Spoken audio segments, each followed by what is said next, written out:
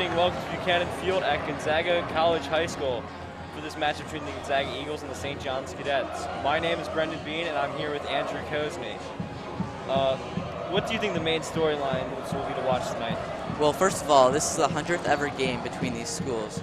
Gonzaga is currently leading the all-time series 48-46 with 5 ties along the way. This game's technically not 4 quarters, but 8, as next week they go and play St. John's in the WCAC playoffs, so teams will be looking to catch any tendencies or anything they can help win them the game next week. Carson Pettibaum, the Gonzaga's starting quarterback, is out with turf toe, making sophomore Aiden Conrad take his place.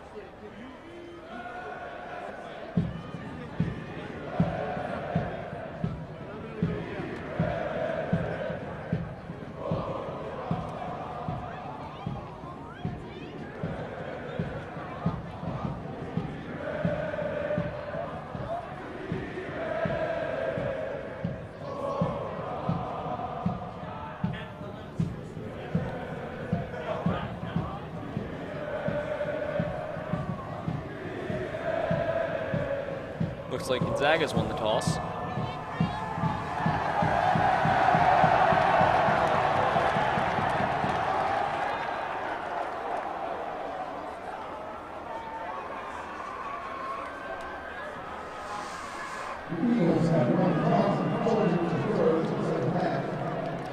The Eagles have chosen to defer.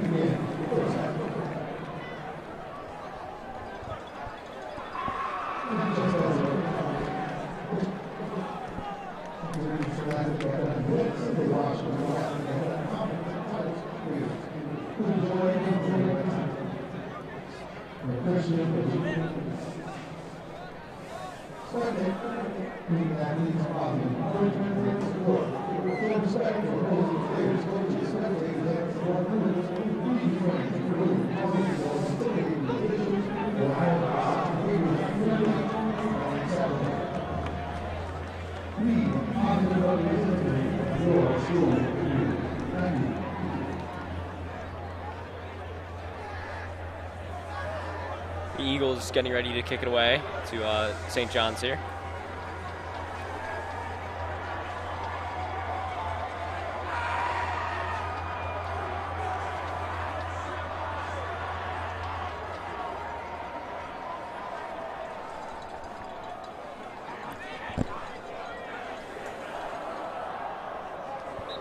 On comes James Miller to kick it away.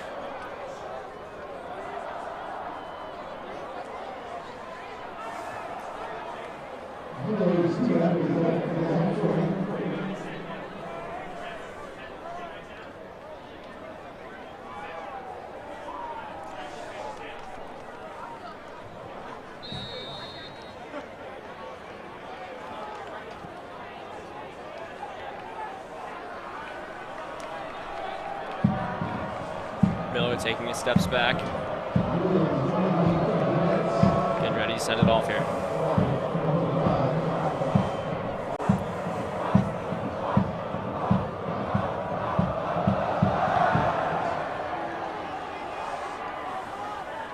Ball caught on the 2-yard line and brought out for a return. And the tackle is made somewhat past the 20-yard line by the Eagles kicking team.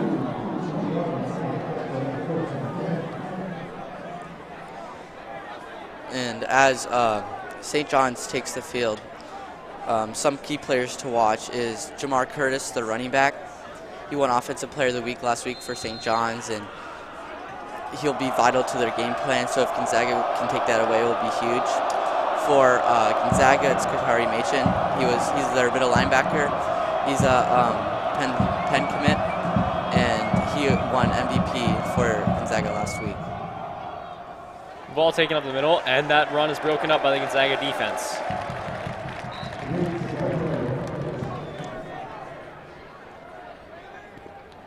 Who's in at quarterback?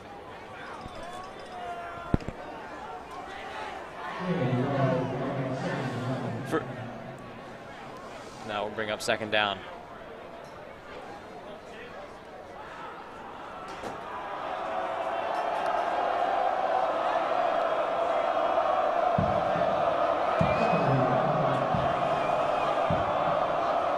Wyatt Hagan set up in the backfield to take the snap. Ball snapped, looks in the flat. And that one will go up to the 40, and that will be good for a St. John's first down. They're just trying to get their player in space. They had all the receivers bunched to one side, ran a flat out to the other, and it really worked beautifully in creating space and gave St. John's a very nice game. Very good play call by the St. John's offensive coordinator.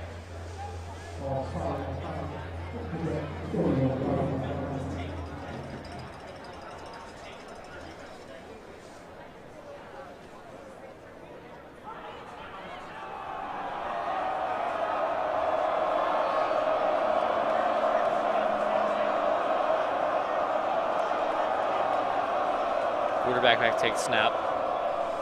Ball snapped. It's a jet sweep across. The tackle is made, and there's a flag down on the play. We'll see who that goes against. Looks like a holding on the offense. And that play will go back.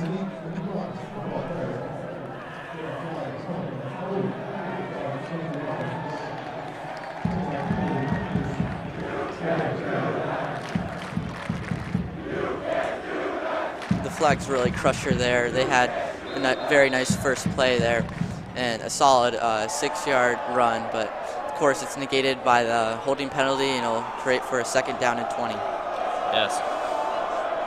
All right, 1st down and 20 from the Gonzaga 31. Back take snap, another handoff. Ball is sent to the middle, and the tackle is made.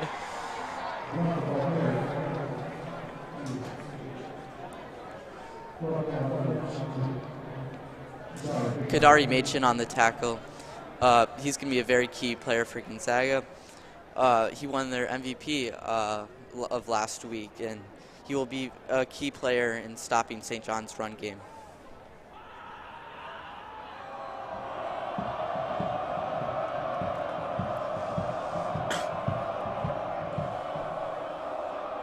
Three men in the backfield for St. John's, and Hagan back to take the snap. Ball snapped, play action, Hagan looking to throw, and that one is incomplete, out of bounds.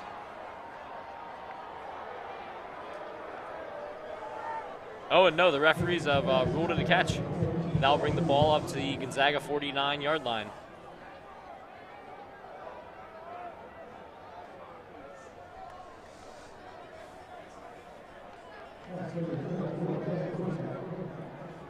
First down, St. John's from the Gonzaga 49.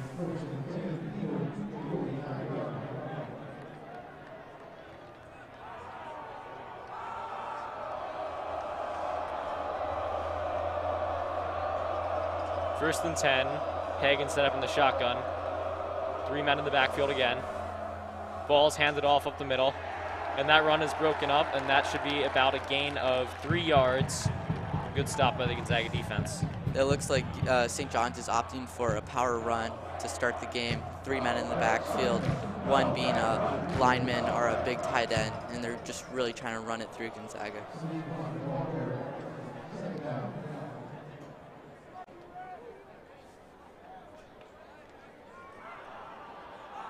So that should bring up 2nd down and 7. Again, same formation from St. John's. You're seeing a very successful run game from them so far. Wyatt calling some formidable. Snap is play action. Wyatt looking to throw. Pass deep downfield and incomplete. They try to dial up the deep bomb after running it for 4 consecutive plays, and almost caught them asleep. Just a slight overthrow by the St. John's quarterback. Yes. Very, very surprising they took that throw with 2 men in coverage there. I mean, it's risky, but this is a game where you have to take risks. So. It is.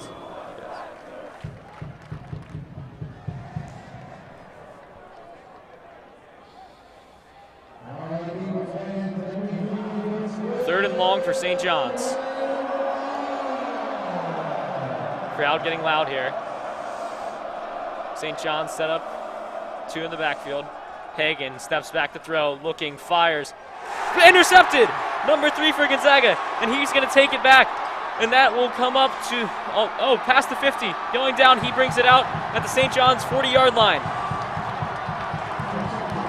A huge play for Gonzaga as St. John's was driving down the field. Of course, the holding penalty held them back in the missed deep shot, but just a crusher there. Gonzaga now is fully taking all the momentum away from St. John's. The interception made by number 3, Miles Johnson.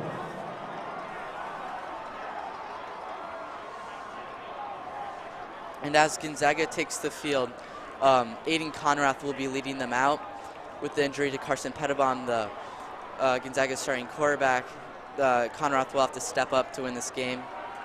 For DeMatter, their defense, Shamari Stone is a defensive back. He's committed to Michigan, and to stop the passing attack, St. John's will be looking for him to make some plays. Ball snap. Conrath will hand the ball off. And that run goes nowhere. 2nd down and 10. Yeah, Gonzaga is really trying to do what St. John's did. They didn't have the success, but they're going to go with the same power run. Good play, but good play call, just doesn't work out that time. Conrath set up in the backfield. Looking to pass. Fires on the slant route. Oh, incomplete pass. The pass was just behind him on the slant. Just dropped. It's a hard catch and a hard throw. It's a timing route. And so Gonzaga will be looking at 3rd down and long here. 3rd down and 10 from the left hash. Conrath getting the play from his sideline. Set up in the shotgun with the running back behind him, Joseph Hardman. Seems to be a little bit of confusion.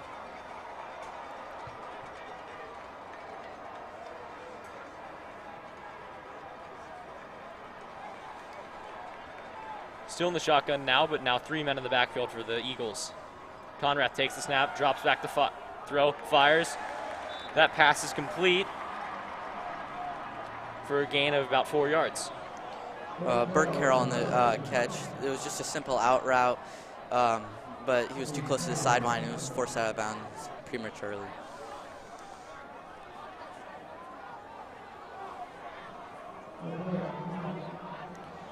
So on will come the field goal unit for the Eagles. Oh no, sorry, they're looking to punt here.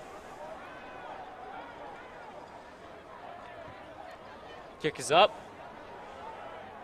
Takes a favorable bounce for the Eagles. And the Eagles will pin him back on the 2-yard line. An excellent punt. Now, this is something Gonzaga has to capitalize on. It was a great kick by the punter, and so they're at the 2. So they're hoping for a safety or maybe just a punt, and the punt will give them great field position.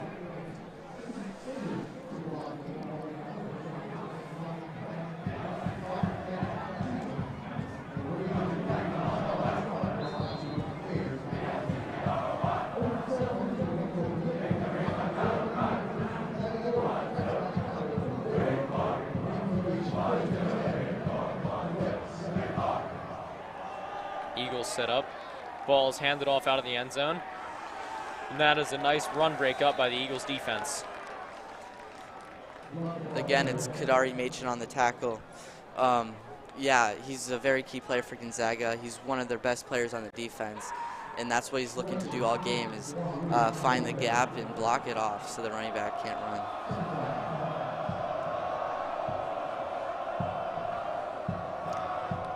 New set of defenders coming on for the Eagles.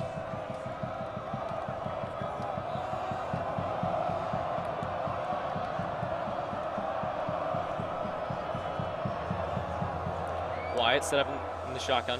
Steps back to pass, looking, fires. That pass is complete, but a nice hit is made.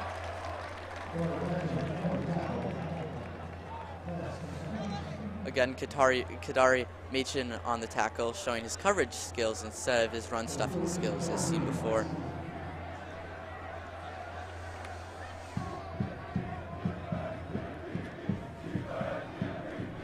Certainly containing the St. John's run game will be a key aspect if the Eagles want to pull off a win here.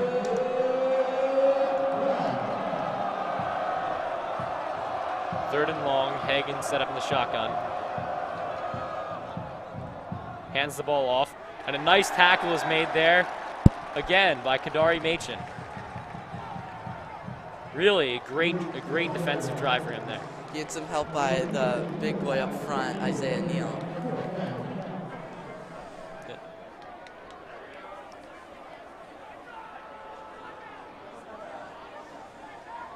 Look at that play.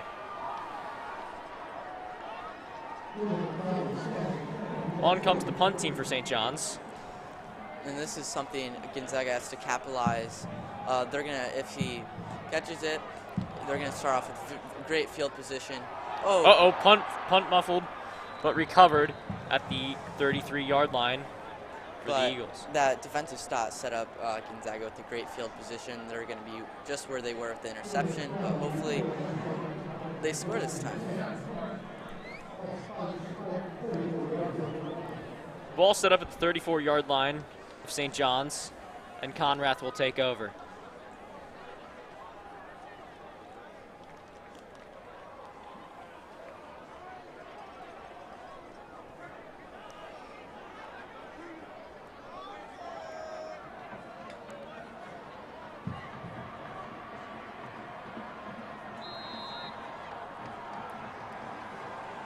First down and 10 for the Eagles. Conrath back to take the snap. They hand the ball off to Hardman. What a move. That should be about a gain of 9. Great run there. You saw the shiftiness of him. He's a smaller back, but he will pay up. He does run hard, but he will show you his elusive skills from time to time.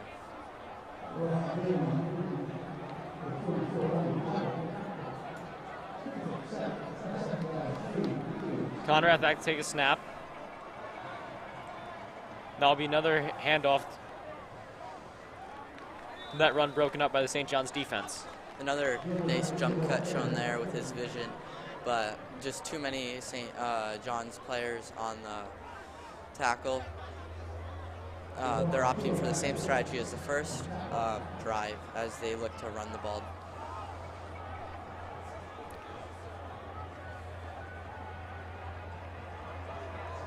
Ball spotted on the 25-yard line to the left side. Eagles looking for the sneak, pushing forward. So they have it. That will be first down Eagles on the quarterback keeper from Aiden Conrad.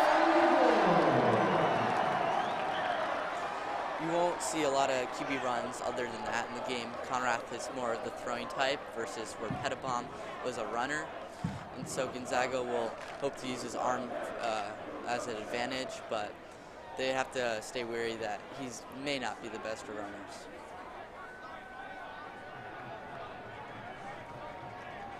Conrad set up in the shotgun, 3 men in the backfield for Conrad. Throws out the pass, looking, hits him, Nate Kursky in the flat, going forward. That should be about a gain of 6 for the Eagles. Well, I just talked about his running ability, but he showcased a really nice jump cut and jump throw, Patrick Mahomes-esque. I'm sorry, that is not Nate Kursky, that is Burke Carroll, and that is his first reception of the night.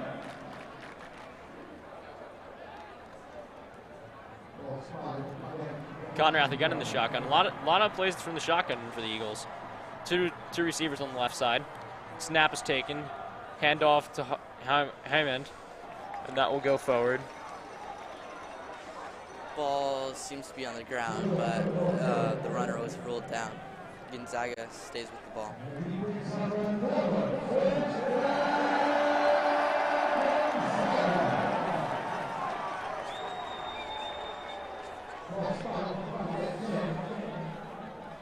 Ball spot at the 10-yard line. First and 10 Eagles. I'd imagine they would stick with the same play calls that keeps getting the solid yardage. Another heavy set, 8-9 men up front, and 2 wide receivers to the side. Wildcat formation for the Eagles. Hammond back to take the snap. Oh, and play is stopped. And that is a timeout by the Eagles. A different formation from them there. You don't often see them go for the Wildcat. Trying to mix things up, a lot of the same things, but you got to catch St. John's sleeping. They're a great team. They're ranked number 23 in the country, and so to win, it's kind of like what the Lions did with the Rams. A lot of trickery involved.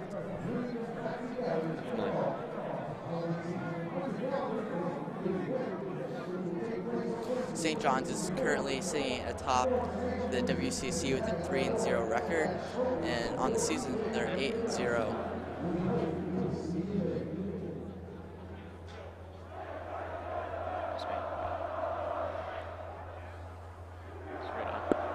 And remember, the Gonzaga GDA is hosting a production of Almost Maine this coming weekend. Performance dates are the 12th, 13th, and 14th of November in Sheehy Theater. Visit the www.gonzaga.org/fallplay for showtimes and ticket info.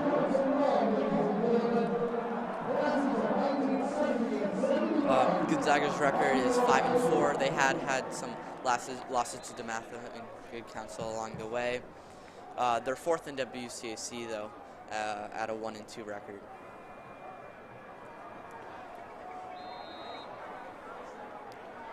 Again with the Wildcat formation. Himon back to take the snap. 3 men in the backfield, and fumble! And St. John's has a defender taking it back at the 50-yard line, at the 40, at the 30, at the 20, at the 10, and he will be in for a touchdown for St. John's.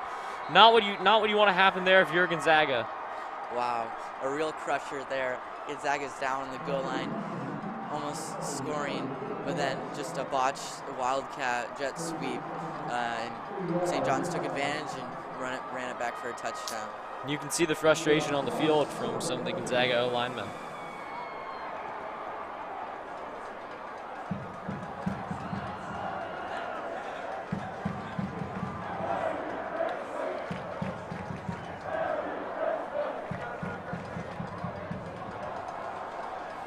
And out comes the St. John's field goal team.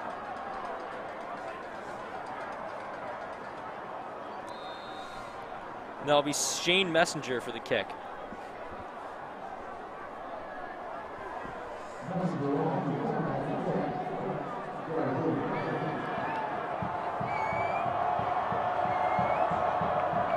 Ball snapped. Kick is up. And it's good. 7-0 St. John's. Goes into the crowd of people behind the field goal post. It's a sold-out game. Both student sections are in full gear. And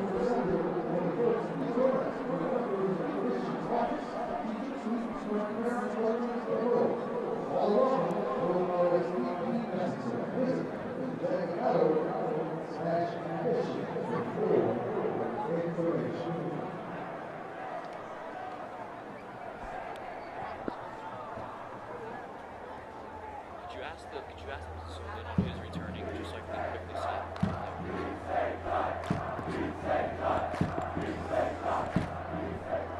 it looks like the Gonzaga student section is chanting "Beat St. John's," which they are not currently doing, but they will hope to defeat them.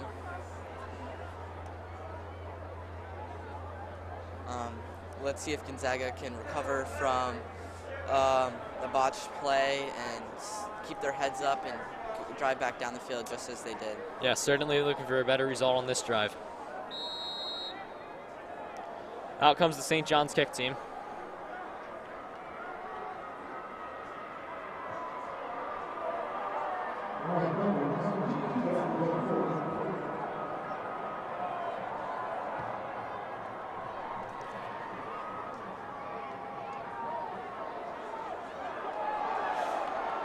That is a nice return out to, ball is fumbled and recovered by St. John's.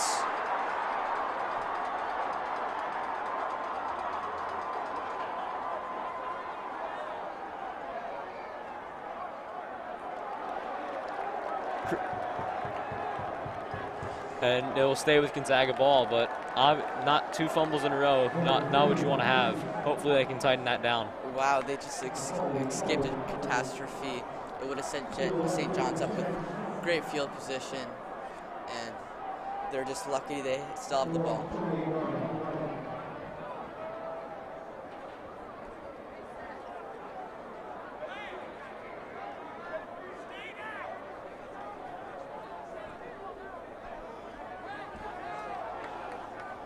Conrad set up in the shotgun. Hammond set up next to him. Tight end goes in motion. Ball snapped, play action. Screen out to the top of the screen. Some more trickery for Gonzaga. They loaded one side up, they motioned them all to the other side, looked like they were going to run it. They faked the run to that power side and hit them with the screen pass on the weak. Created some lovely space and a very nice play.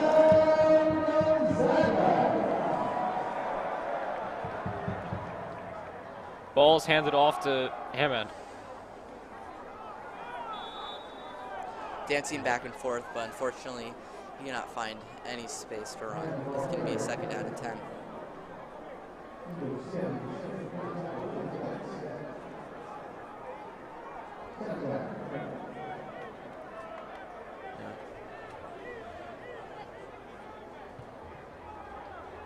Conrad set up in the shotgun again. Receiver goes in motion. Handoff to, and that will go nowhere. St. John's seems to have really been keen into the run game. They've been loading up the box and not letting those motions in the backfield create any kind of space or confusion.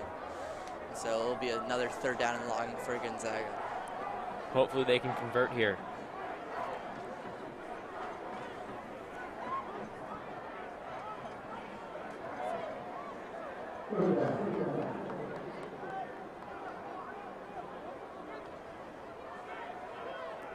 Conrad set up in the backfield. Receiver again goes in motion. The ball snapped, handed off again to Hammond. Tripped up. I don't know by his own player or St. John's player, but he did have some space to run with. It looks like Gonzaga, unfortunately, they can't recover from that fumble, and they're going to have to punt it off to St. John's. As you remember, an excellent punt last time.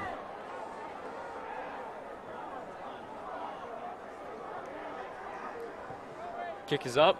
It's a high and fair catch a signal. Oh, but it'll land short, and it will take a couple of Gonzaga bounces down to the St. John's 25-yard line. Another great punt. Their punter won special for Gonzaga, won special team player of the week, and it's a player, although not highly thought of or considered as a key player, will help Gonzaga take over key field positions and pin St. John's back when Gonzaga does not convert.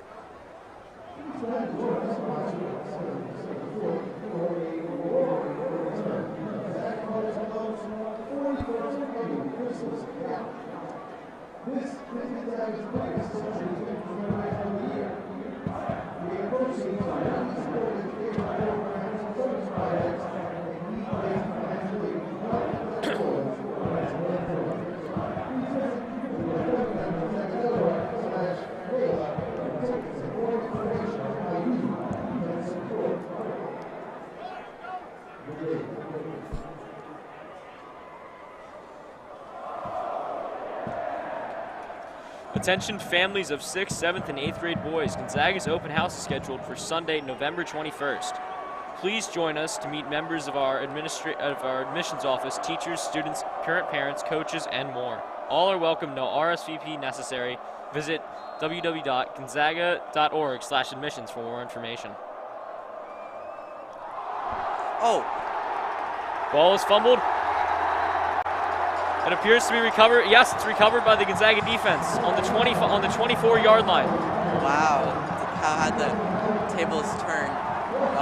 Gonzaga a couple drives ago messed up and they fumbled. St. John's gave it right back to them with another fumble.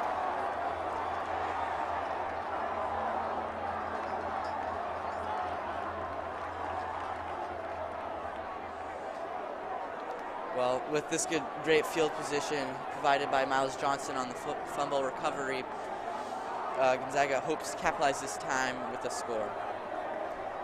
We'll see if they do that. Ball set up on the St. John's 25-yard line on the right hash. Conrad set up in the gun. Whistles coming from the sideline.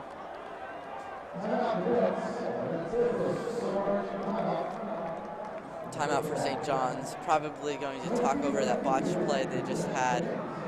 Real pressure for St. John's as they had all momentum pointed towards them. And a nice defense, fumble 6, defensive stop, but now they're backed up by the fumble.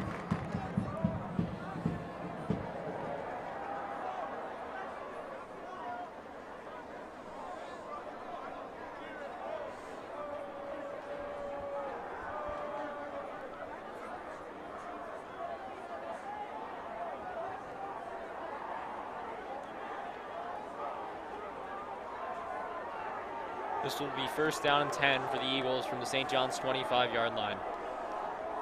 Gonzaga set up with 3 backs.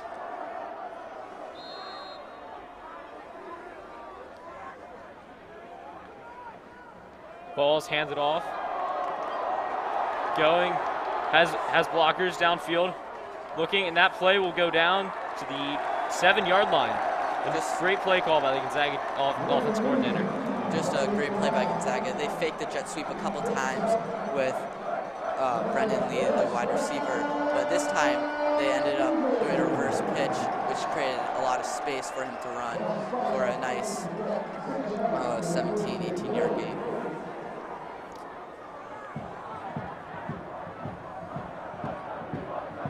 Ball spotted on the St. John's 6-yard line on the left side. Cody Hobson takes over for Hammond in the backfield. He's a sophomore underclassman, but he has showcased he's a capable running back for Gonzaga. Another timeout called.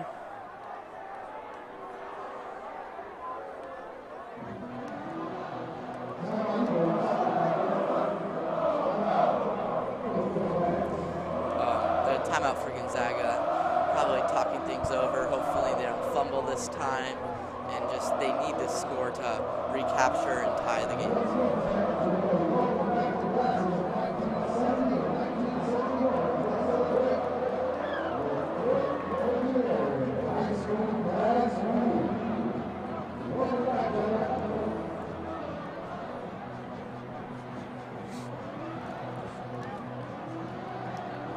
Please plan to join us on I Street on Saturday, December 4th for a roaring return, the Mothers Club's 41st annual Christmas Gala. This is Gonzaga's biggest social event and fundraiser of the year. Gala proceeds go directly to support educational programs and service projects and need-based financial aid that develop Gonzaga boys into men for others. Please visit www.gonzaga.org/gala for tickets and more information on how you can support the gala. Awesome. And flags down on the field. It looks like Gonzaga is backing up. Or number 85, Gursky, is pointing at the other side.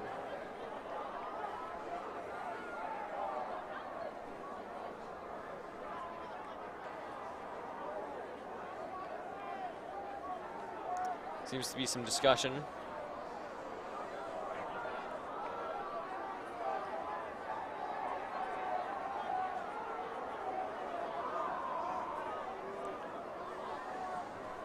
The ball will remain where it is.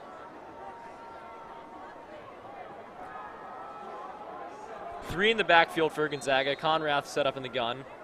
That is Cody Hobson, number 22, and then Brogan O'Leary, number 44 at fullback. Ball snaps. Conrath steps back to throw. Looking. Passes. It's complete. Touchdown. Touchdown, Eagles. Nate Kursky, the Georgia Tech commit. It was reminiscent of the catch last year he had against St. John's to beat them. But Gonzaga finally capitalized on one of the red zone drives and a huge, huge catch and play by Nate Kursky.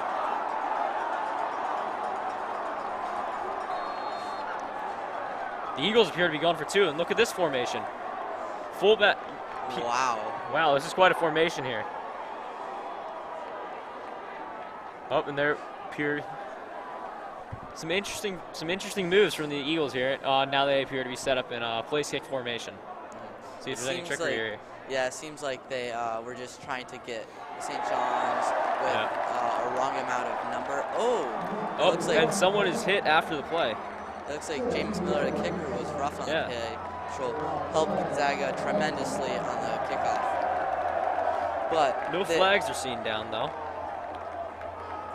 Oh no, here it is. Yep, they're making the call. It's seriously rough. Yep, personal foul.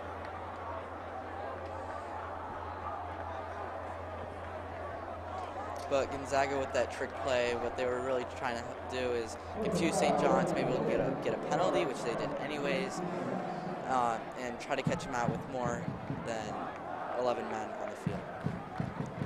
Yeah.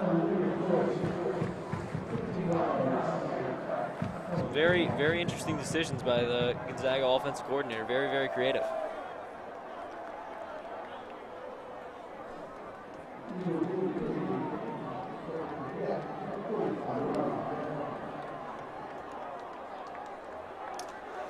Out comes the kick team for Gonzaga. Again, up a couple of yards because of that penalty, which will negate the return for St. John's. So, well, no, actually, they're going to have him kick it from the 45-yard line instead of usually the 40. But this kick will probably go out the back of Gonzaga's end zone and will negate any return.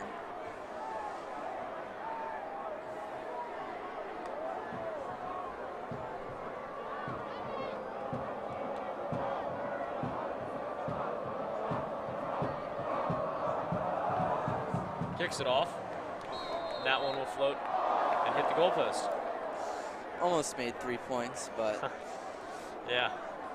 But it was a touchback again because of that penalty. St. John's could not get a big return, and the momentum stays with Gonzaga.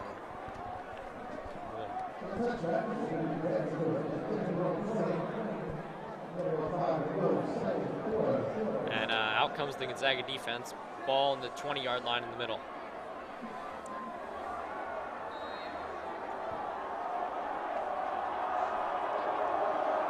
Hagen set up in the gun. Ball snapped and it's a handoff. Gonzaga looking to break that up. And they will. That's only for a gain of 2 yards. And that is number 27, Aki Edwards, with the run. And it was a great play by number 8, Jordan Schuler, who was the defensive player of the week last week. He really set the edge, kept the running back inside for those middle linebackers and defensive backs to make the play.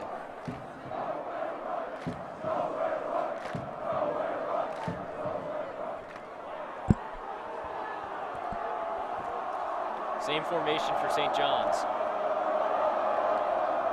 Hagen set up in the gun. And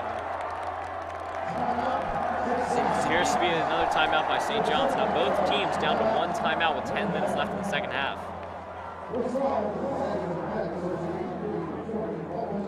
The Gonzaga student section is making itself known. Previously, these games would have been hosted at a neutral site, but in recent years, they've been hosted at St. John's and Gonzaga, respectively.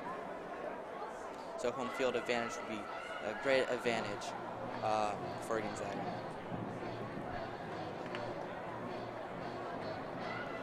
The Gonzaga Fathers Club will host the DC Classic Basketball Tournament on December 10th, 11th, and 12th in the Carmody Center. This tournament features some top high school basketball talent in the country.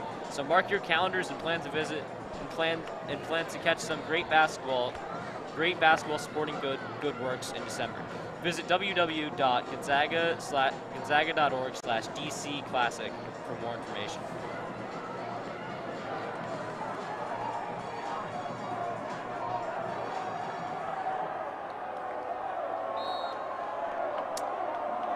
Hagen set up in the gun. Edwards goes in receiver position. Ball is snapped, and it's another fumble, and it looks like it might be recovered by Gonzaga again.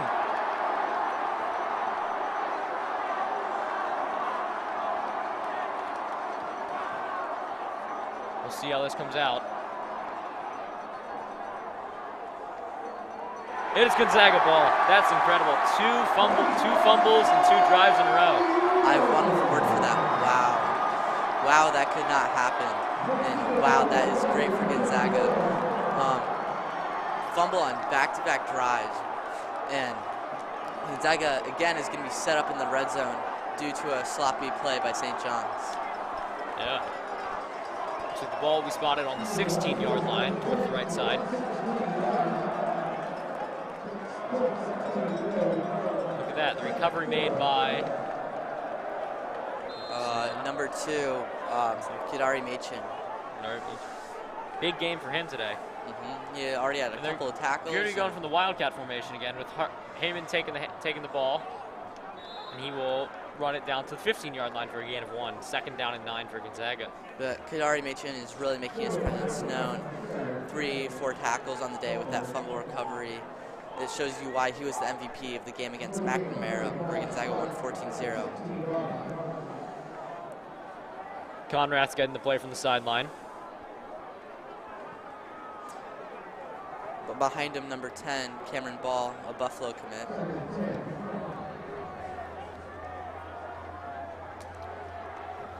Conrath with 3 in the backfield. Fakes play action. Conrath looking to throw in the flat to number 14, Jalen McDonald. Wow.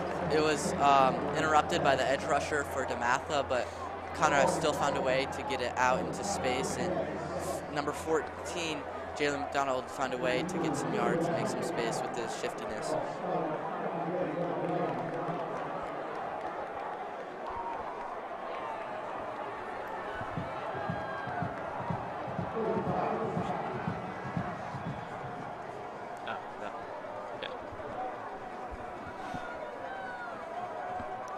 Conrath getting the play from the sideline, set up in the gun with Hammond next to him.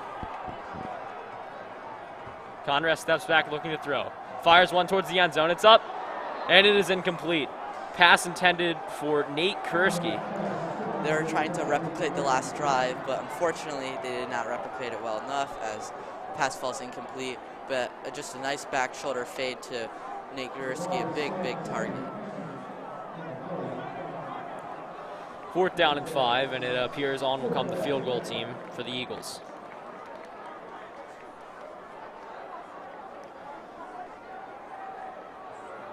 Oncoming James Miller. Remember, he was roughed on the last kick. The point after touchdown.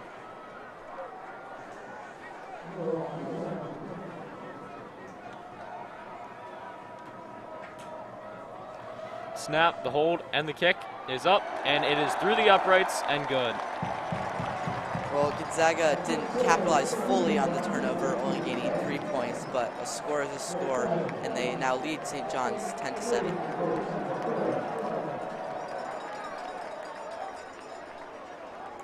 This drive, next drive for St. John's, they will really have to make a statement. They have to recover from those 2 botched plays, and they will have to drive down the field and score, and it will really shut up the crowd and give them the confidence they'll need for the rest of the game. Definitely. James Miller coming on to kick it away. Packed stadium here tonight at Buchanan Field, a sellout.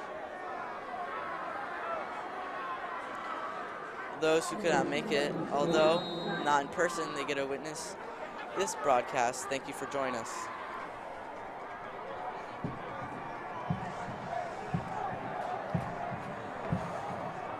James Miller takes his steps back, preparing for the kickoff.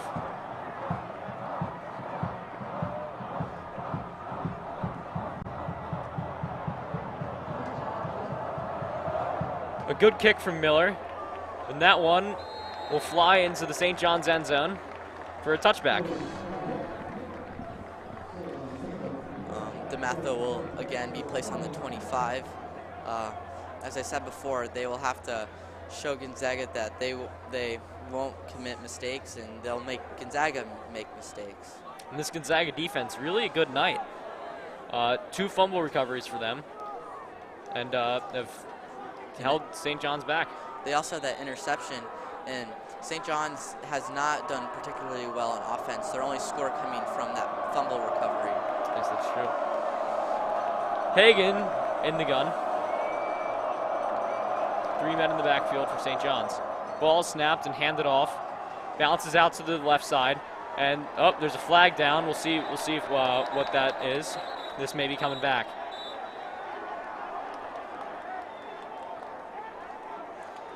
Well, this is something they can't do. They just had those 2 fumbles, and they may have a holding call on them, which will put them back even more.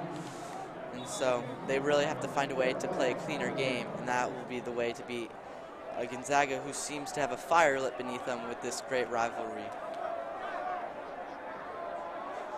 Tonight, of course, the 100th ever game between these two. A special, special game that I'm sure both sides want tremendously. These games that will be a holding call, and it should take the St. John's Cadets about 10 yards back. These games are always fun, as there's a lot that comes with it. There are a lot of pranks, and St. John's had a billboard outside of Gonzaga's campus. Gonzaga put some flags around St. John's campus, and this is just a really great game to showcase their rivalry and one-up each other in something that's not football. Here it is. Same formation. Hagen set up in the backfield, 1st down and 20. Fakes the handoff, looking to pass, and he hits his man in the flat, and he may be gone. There he goes, and that play will go down to the Gonzaga 42-yard line. He was chased down by Gav Bryson with an amazing hustle play, just some sloppy tackling by Gonzaga, not wrapping up and just leading with the shoulder. But that's what St. John's has to do. Running has not worked for them, so they must find other solutions to their dormant offense. So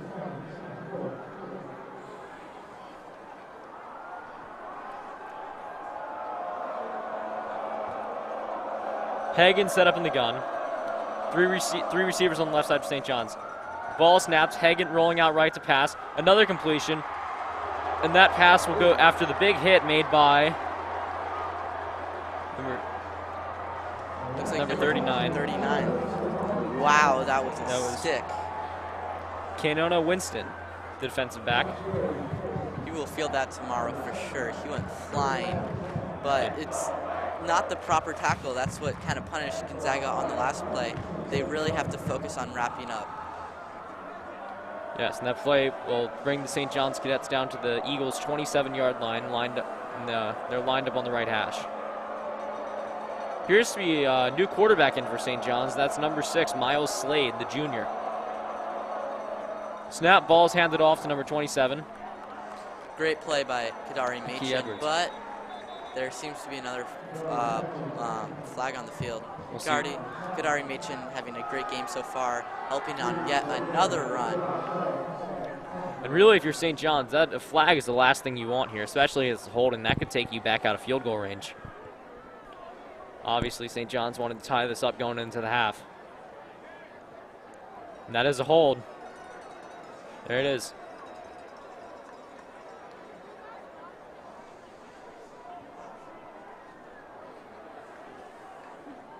St. John's has just played a sloppy game. Gonzaga has not had a penalty on them yet. And St. John's had a roughing the kicker and a couple of holding calls, which has really backed up their drives. Wyatt Hagen back in the game. Set up with Aki Edwards next to him. 3 receivers on the left, 1 on the right for St. John's. One going in motion. Hagen steps back, looks for his man in the flat, Aki Edwards, and that he is taken out of bounds at the 33-yard line.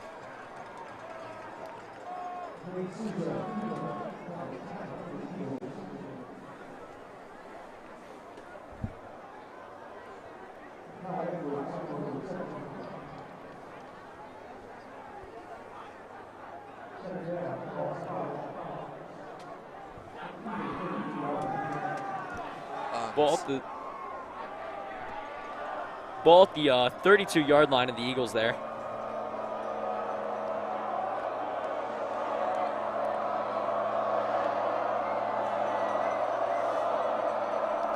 Hagen back to take the snap. And that is Aki Edwards with another one. He is certainly getting a lot of work tonight. And that will take them down to the 27-yard line of the Eagles. It was just 29, sorry. Just an RPO for St. John's. There's a run pass option. They had a swing pass going out right to create space for the wide receiver or handoff. Gonzaga vacated the middle to cover the swing pass, and so St. John's switched him up and hit him with the run up the middle. Hagen back in the gun. Aki Edwards set up next to him. Big third down here. Ball snapped. Hagen looking to pass. Fires. Pass is incomplete and almost intercepted by the Eagles. The throw just a little behind him and well covered by the Gonzaga defense. The receiver not quite aware the pass has been thrown to him. And Gonzaga almost made a spectacular play with their safety. Almost nabbed the tipped pass. Ball on the left hash, the 29-yard line, and it appears that St. John's will kick the field goal. This is a huge kick for St. John's, and this is to tie the game, and this really can't get blocked.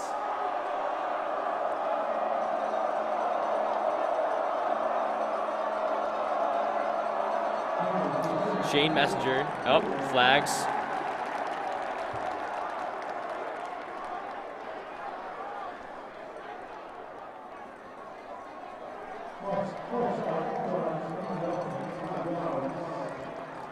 A false start by St. John's, another penalty. They've just been killed by penalties and sloppy play all night. But this is going to now bring their punt unit on versus a field goal. So, wow, just a killer penalty there. Yeah, certainly a game they're looking to tie.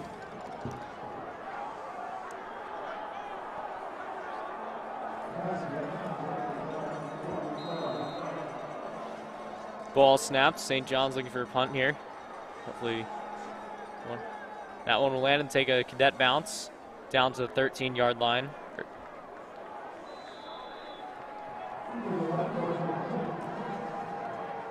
They will pin Gonzaga back on the 13-yard line. This is better than a touchdown, but maybe not as good as they would hope. But Gonzaga is looking to capitalize now on the sloppy drive by St. John's, and they hope to play clean and really just keep the momentum, as penalties are just momentum killers.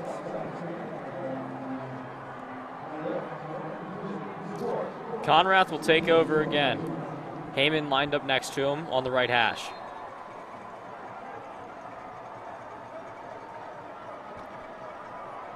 Ball snapped, and it's a handoff to Heyman. Heyman looking to get upfield, and he will get up to about the 14-yard line after he is tackled by a squad of cadets. Yeah, Gonzaga sticking with the run here. They probably don't want to mess with St. John's secondary. They have 3 nationally ranked players. One, Shamari Stone, is committed to Michigan, the college powerhouse this year. And so they're trying to keep it on the ground, keep it away from the air, and hopefully limit turnovers.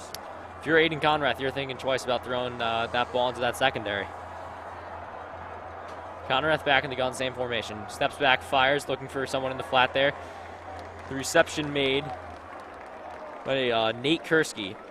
Again, already a big night for him with the touchdown. Yeah, they're hoping to run their offense through him. He's arguably their best offensive player and a team captain. They just ran a slant with him, safety drop back, and offered him room to run. Play. 4 minutes, almost 4 minutes 40 seconds left in the second quarter here. Conrath set up in the gun with Heyman behind him. Takes the snap. Handoff to Heyman. He's turning upfield, and he will get it up to about the 31-yard line before he is tackled. Strong run. They had these 3 wide receivers wide, maybe baiting the swing pass or baiting any pass at all, but they stick what they do best, and that's run the ball.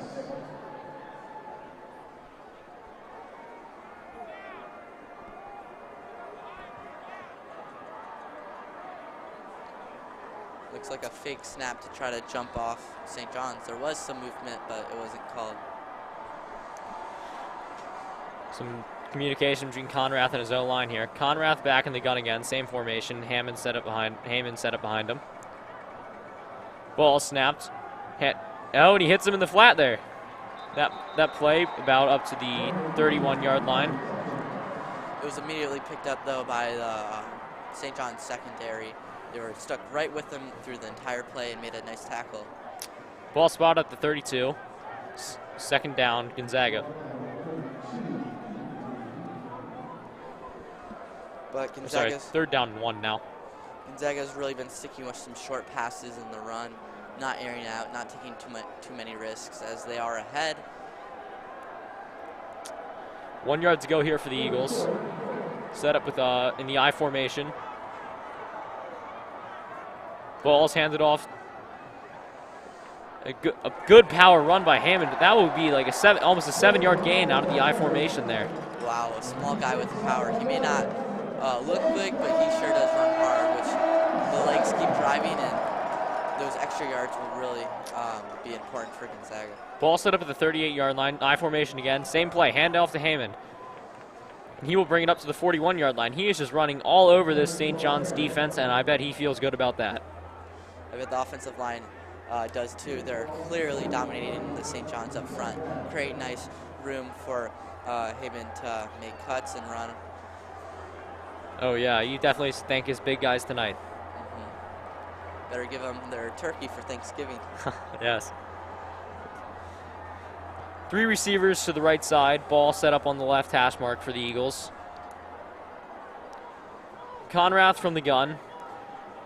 Hammond lined up to his right. Hits someone in the flat. Going out, flag on the play, so this one may be coming back. Up to 41. Yeah, they try to spread the field with a swing pass, but unfortunately they did not gain any, but it may be called back due to the penalty. Oh, it looks like it's on St. John's. Wow, another penalty.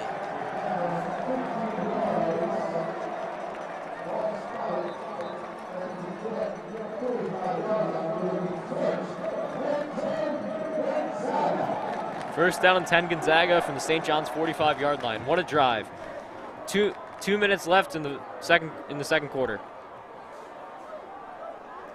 Ball lined up on the right hash.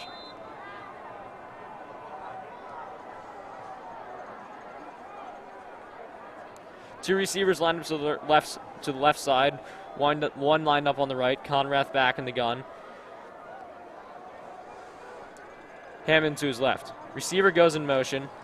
Ball is handed off to Hammond, and that run is broken up, and that should be about, again, at the 45-yard line. Number 8, not fooled by the jet sweep at all, knew what they were trying to do, and that is David Ojigabi, who was their defensive player of the week last week in their win against Good Counsel, and showing why he's such a playmaker for them. And also versatile, too. Not only does he play defensive line, he also plays tight end.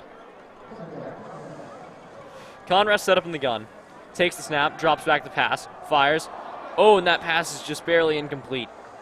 A little behind him, he had to fit it into some tight coverage. There was a cornerback waiting for him if he threw it too far out in front, but tried to make it work, but unfortunately, the throw behind him could not come up with the catch. That pass intended for number 5, Jalen Penn, the junior.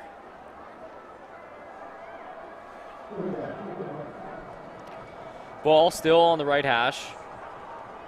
45-yard line, 3rd down and 10 for the Eagles. Conrath in the gun. 3 receivers lined up to the left, 1 to the right side. 1 in motion. Ball snap, Conrath drops back to fires. Looking, evading the pressure, running. Oh, and Conrath will be sacked back at the 49-yard line. Just a good job in coverage by the cadet secondary. Covering the wide receivers so that the pass rush would have time to get home and sack Conrath just as they did.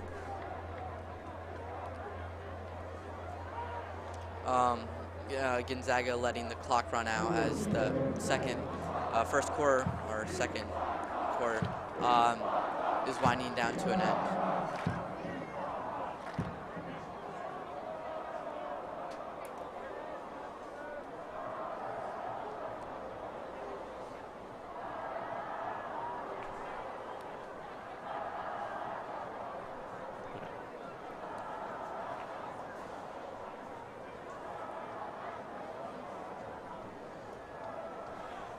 We hope you all join us at Fort DuPont Ice Arena this coming Thursday, November 11th for the Dominic Petty Memorial Purple and White game, an inter-squad game played in honor of friend and teammate Dominic Petty. The event kicks off Gonzaga's hockey season, raises money for the scholarship fund on I Street that bears Dom's name. Opening ceremonies begin at 4 p.m. and puck drop at 4:30. Visit gonzaga.org/calendar for more information.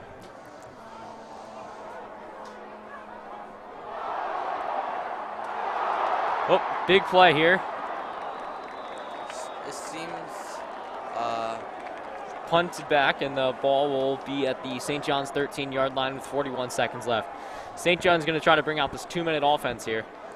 Gonzaga just has to probably play 3 down linemen, drop back in coverage. The last thing they want here is a score to tie them up at half. They want to be going into the second half with the lead.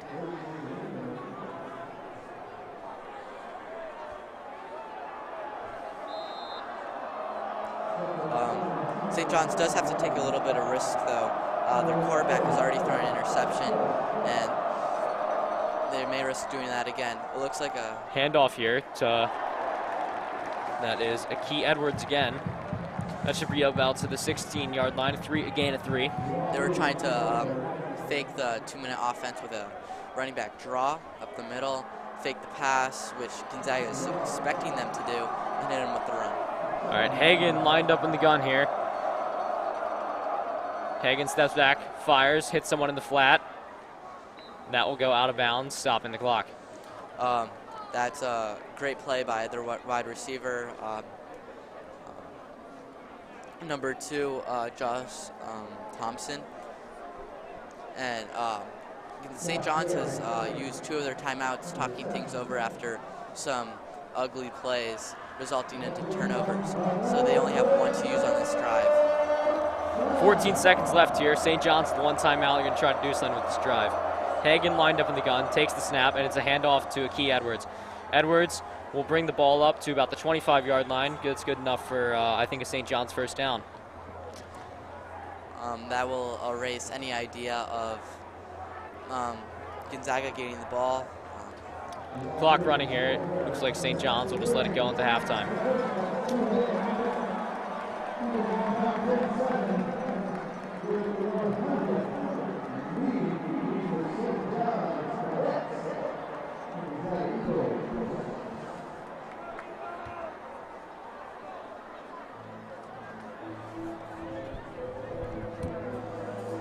Well, so far, takeaways from the first half were some sloppy play by St. John's, three turnovers, 2 on fumbles, and 1 on an interception. Gonzaga has played a clean game for the most part with only a couple of penalties, but that is the true reason why they're winning right now.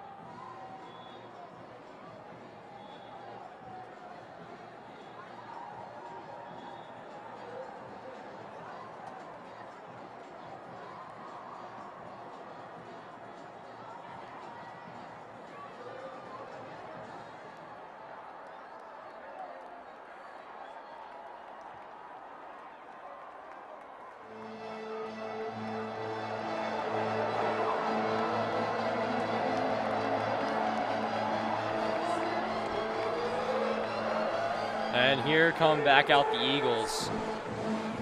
Back onto the field for their warm-ups for the kickoff. And Andrew, what do you really think that has kept St. John's in this game and ultimately kept Gonzaga on top currently? Gonzaga has capitalized on St. John's sloppiness. St. John's has committed 7 penalties to Gonzaga's 1, and it's really killed their drives, and all the turnovers have really kept Gonzaga ahead in the game. St. John's defense, however, has made those turnovers not affect St. John's as much with multiple red zone stops.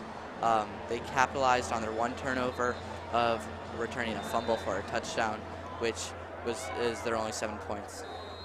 But how about the Gonzaga run game? The running back Heyman is doing a great job. He's consistently running with his blocks, moving the ball downfield, and he's the real reason Gonzaga has been able to control the clock and be ahead. He's certainly moved the ball upfield in key positions. You also got to give credit to his own line. Always hitting their blocks and really giving them room to run. Another key player on the defensive side for Gonzaga is Kadari Machin, making multiple tackles, just disrupting St. John's run game, because that's their main focus, is their run game, and Gonzaga has been able to throw that up, break that up, causing St. John's offense to really stifle. Of course, there's the Gonzaga student section there, the classic blackout tonight.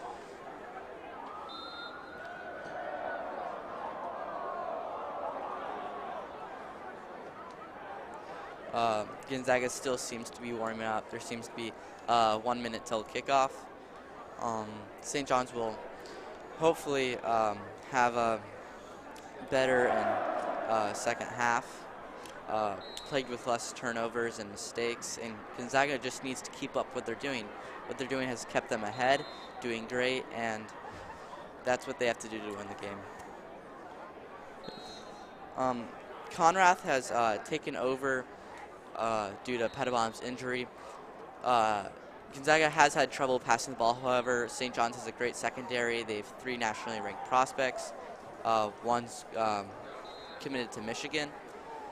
And so Gonzaga does have to incorporate that just a little bit more to go with the run game, to move the ball more effectively downfield. And obviously, Conrath, only a sophomore, coming into this big game against, look at that St. John's student section there. Really very confident in him to take over here. It's very impressive.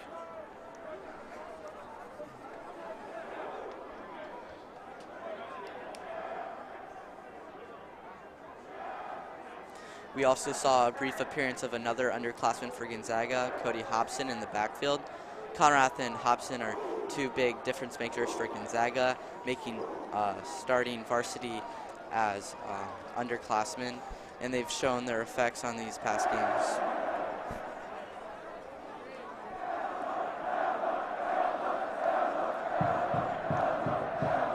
Gonzaga student section here getting hyped up for the kickoff. Wild scene there tonight.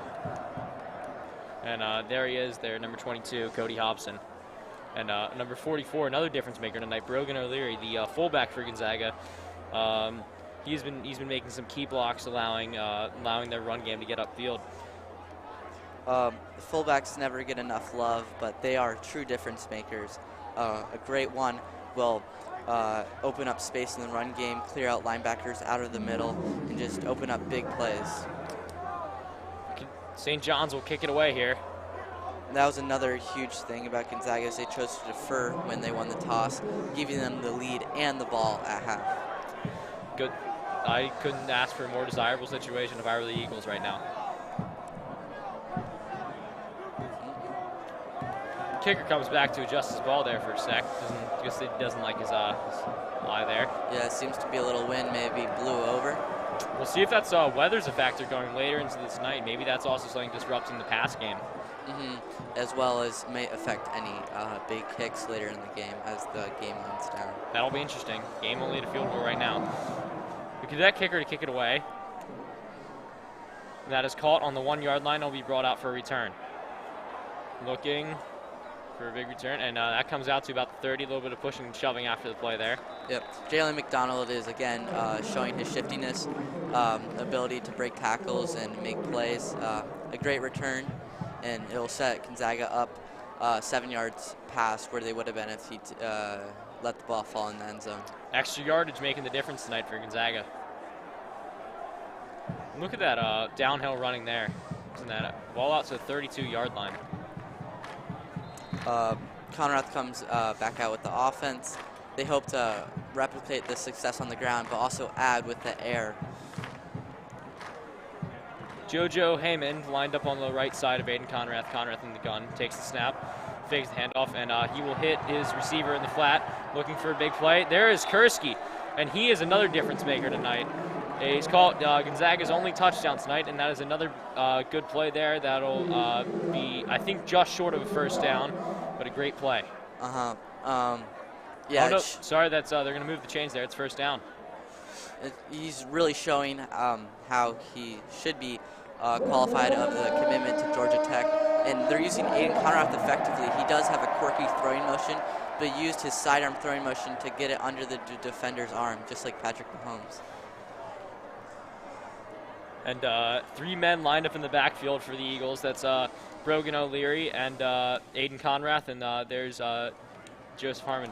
Handoff to Harmon, downhill running, and that's a good run. That'll get him about out to the 45-yard line. Yeah, that's what they've been doing all night. These 5-yard gains might not seem like a big play or that exciting, but they just keep the chains moving, keep the clock running with Gonzaga, and just maintaining Gonzaga's lead. Then another thing of note there, just Gonzaga's big men just dominating the ones of St. John's. I mean, there's every run play they've tried so far has been like almost like a 5-6 yard gain. Same formation here, 3 men in the backfield. Conrath, some communication with the sideline. There's Brogan O'Leary lined up on the left side, and Joseph Heyman lined up to the back of the screen. Two receivers out. Conrath drops back to throw, looking for Kursky, and that might be a pass interference call there. Oh, and it appears that nothing's been called. Well, yeah, the ball was tipped at the line of scrimmage. After the ball is tipped, it's fair game. After the ball is tipped, the defensive back can do whatever he wants with the wide receiver. But Gonzaga is really trying to get that passing game going. They have a second down and medium, and so that's time to take a big shot with how well the running game is working. Yeah, we'll see what they do here.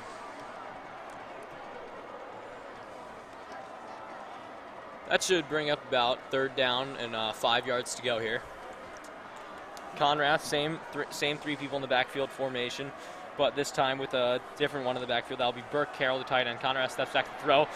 Ball is tipped, and wow, they got luck. Uh-oh, no, that's not what you want to see. Aiden Conrath is down on the field. Luckily, he gets back to his feet. Yeah, that without Carson Pettibon, an injury to him would mean Jack Lively, a sophomore, would have to come into the game. He's been starting JV, and he's been doing well, but he has not had a lot of experience playing varsity, and he would have to step up tremendously against St. John's. Gonzaga now to punt it. Ball snapped. Good kick. Fair catch is signaled, and that will be down at the 25-yard line. Gonzaga is, with their special teams, is really trying to snap it when St. John's is getting ready, as they fear the punt being blocked, which would be huge for St. John's and help their struggling offense. Games can be won or lost on special teams.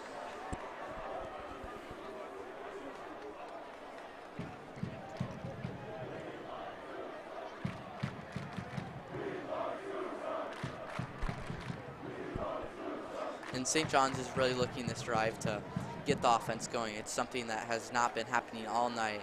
Their defenses kept them in the game, but they really have to focus on this run game, which has been blocked up mostly by Kadari Machin in the pass game, which they have not gone to much since the interception.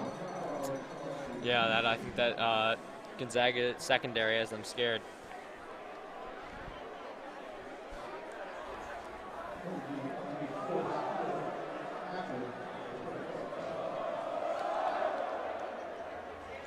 Gonzaga student section there into it.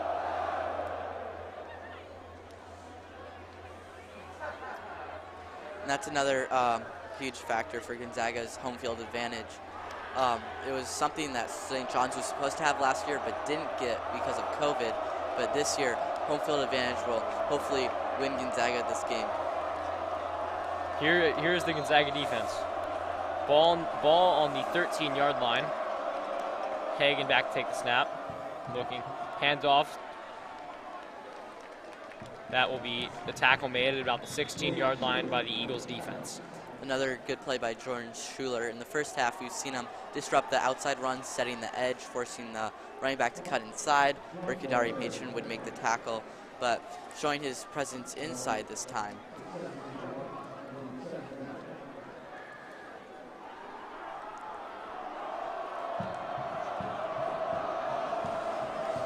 First down and 10 for the Cadets.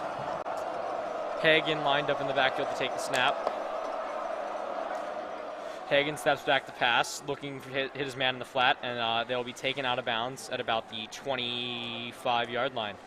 Well, yeah, that's the only passing game that St. John's has really had, is loading up one side and doing a flat to the other, which has been their big gain so far in passing. But to win this game, they really have to pass it more downfield, eliminate third downs as much as possible, and just keep driving down the field.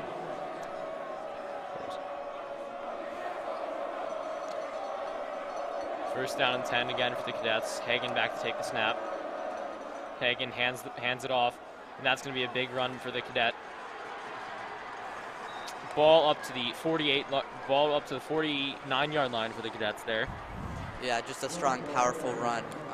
The offensive line created a huge gap in the middle for him to run through, and he showed his power, thanking his offensive lineman for the work with a little grit of his own, breaking a tackle. And that's just a big gain. That's what Gonzaga could not have with the pass game that's struggling. And so on a new set of downs, they hope to not let that happen. And that was Sneak Blount on the handoff there, the sophomore. He plays, not only does he play running back, he also plays linebacker. Hagan in the gun again, 3 men in the backfield for St. John's. Hagan steps back to pass, looking, deep ball. We'll see how this. Oh, and there's a flag down on that play. We'll see who that's against. Yeah, it appears to be pass interference on the defense. St. John's there was running a double move with his wide receiver. He cut in to try to fake the short route, which they've been running all game, and he cut back out to try to combat the aggressiveness of the corner. Almost worked, but the cornerback just messed up and committed a penalty. That penalty is going to be could be an issue here. You're going to have to get in control of this drive here if they want to stop it. Gonzaga holding on to a field goal lead here of just 3 points. St. John's has really been making good, showing their halftime adjustments have worked. They've kept from making penalties, and they seem to be doing what they do best, which is run the ball. And again to Sneak Blount, but he is broken up. But the run there is broken up at about the Eagles' 35-yard line. Oh boy, I've been saying his name a lot in the broadcast. Kadari Matron, the Penn commit, just breaking up the run game. Filling the holes the offensive line creates and force the running back into the nose tackles who made the tackle. Yes, certainly a big night tonight for him.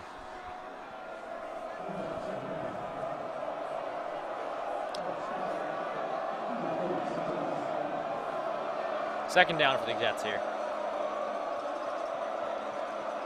Hagan with Blount in the backfield next to him. Receiver goes in motion. And there appears to be a timeout. That's a timeout for the Cadets there. Number 9, Isaiah Neal, seems to be bringing a lot of energy to the Gonzaga student section.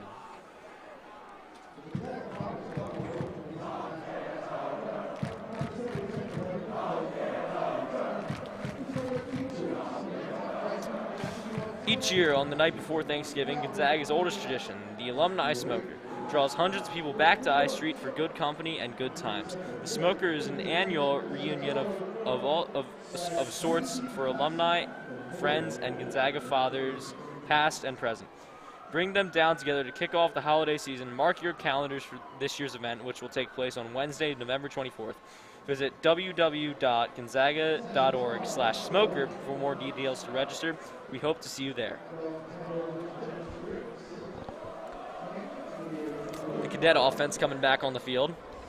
and spending their timeouts as early as they did in the first half, it really wasn't good, as they were driving down with a minute left and had nothing to stop the clock. And another early timeout used here, which will surely come back and bite them for the lack of communication. Interesting choice by the Cadets. That could be the difference in the game there. Receiver goes in motion, Hagen back in the gun. Hagen takes the snap and drops back to pass. Under pressure, fires, and that's complete for first down for the Cadets. Number 14 there, Sean Williams, just ran a nice slant route. The Cadets were looking for the screen, but it was nicely covered. The pass rush almost hit home for Gonzaga, but Hagen, the quarterback, was able to find Sean Williams down the center of the field. That'll bring it down to the Gonzaga 19-yard line, set up in the middle of the field. The Eagles have to keep him out of the end zone here. 3 men set up in the backfield, Hagen in the gun. Hagen takes the snap, handoff to Blout. Blout going, and he is stopped there by the Eagles defense. Another tackle by number 9, Isaiah Neal. Number 39 was also in on the tackle. He had that monster hit in the first half that would send a cadet flying, showing that he can support the run there as well. Isaiah Neal, the junior. Number 9. Same formation. Blout on the left. Hagen in the middle, take the snap. Has a man in motion. Fakes the handoff. Hagen looking to throw. It's number 25. That is Dewan Riggs. This is what St. John's has been doing all night. They've had a lot of 2 backs in the backfield, and they've been running these swing RPOs with the option to hit it up the middle or do the swing pass. This time they opted for the swing pass, which made them gain a nice little.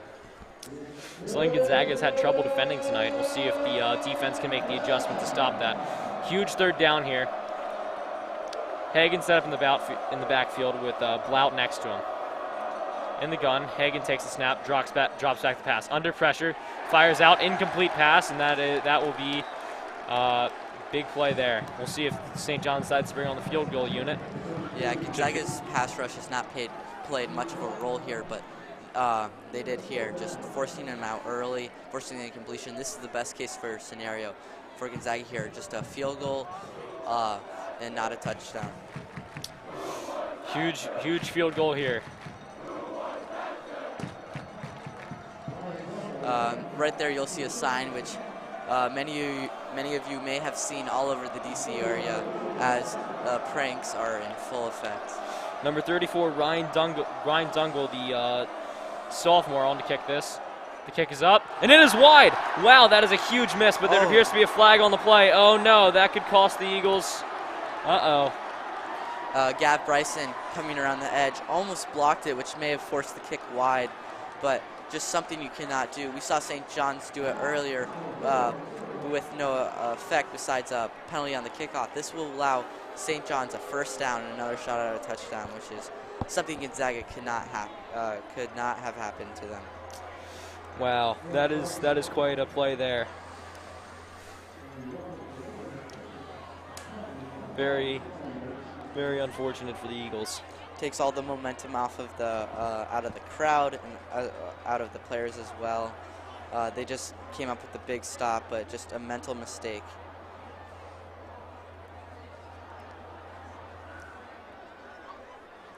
This will give St. John's the ball on the Eagles' 7-yard line. Yeah, St. John's here will hope just to capitalize, just as Gonzaga did, flipping the tables on bad and sloppy play to score a touchdown. Hagen set up in the gun with Blout to his right. 2 receivers on the left, 2 receivers on the right for St. John's. Number 17 going in motion. Blout to take the handoff, and Blout's going to bring that into the end zone for a St. John's touchdown. Just a great blocking up front. There was a big hole up the middle just for the running back to run through. And wow, that just kills all of Gonzaga's momentum. After a big stop, a mental mistake, roughing the kicker, and that will result in a cadet touchdown.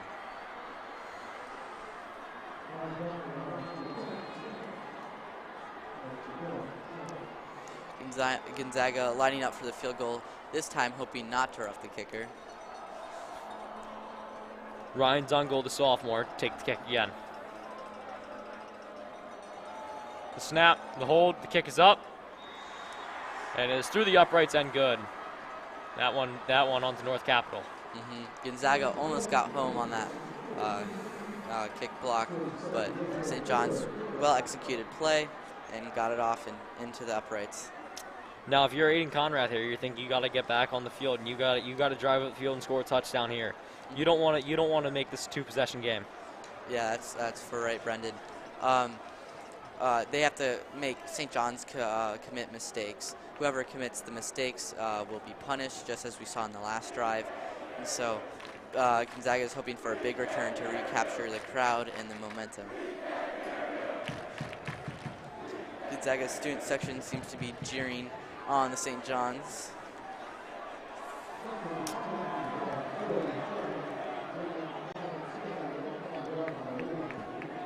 The Cadets to kick it away.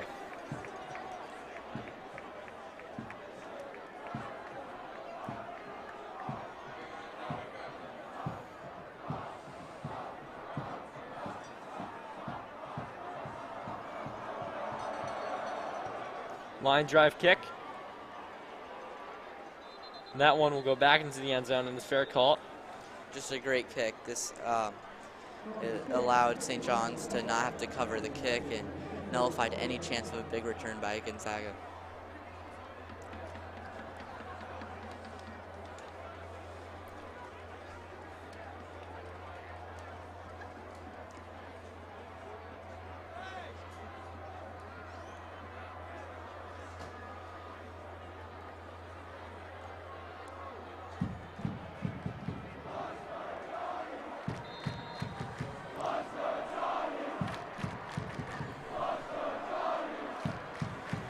Gonzaga with 4 men in the backfield this time. Conrath takes the snap. Conrath will hand the ball off. That is good for a gain of about 5 yards for the Eagles, up to the 25. A very well executed trap play where they let the defensive lineman overrun the gap, and they had a man in the backfield to meet him and opened up a very nice run for the running back, Hammond.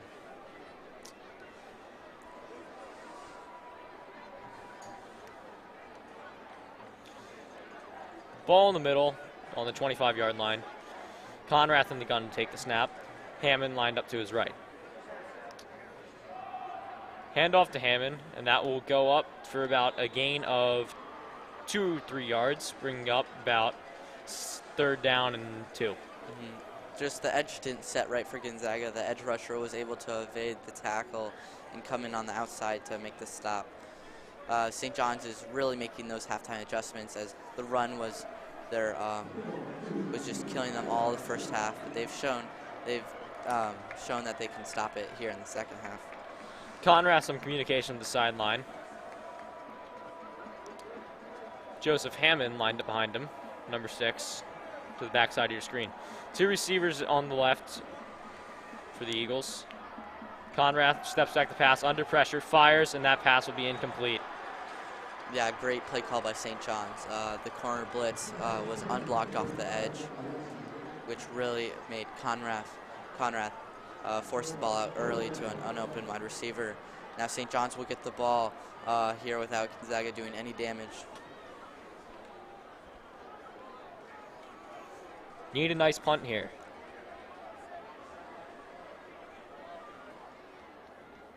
Snap. High punt. Downfield. And it takes a Eagles bounce down to about the 25-yard line. That's where the Eagles will down it. Wow, that's a huge punt. He just flipped the entire field right there. Really, an undermentioned player. The Eagles punter has been a difference maker tonight. Yeah, he pinned them. You're right, Brendan. He pinned him within the 5 on his first punt of the night. And this one, wow, he got into that. Got lucky with the bounces, but just a great special teams play by Gonzaga.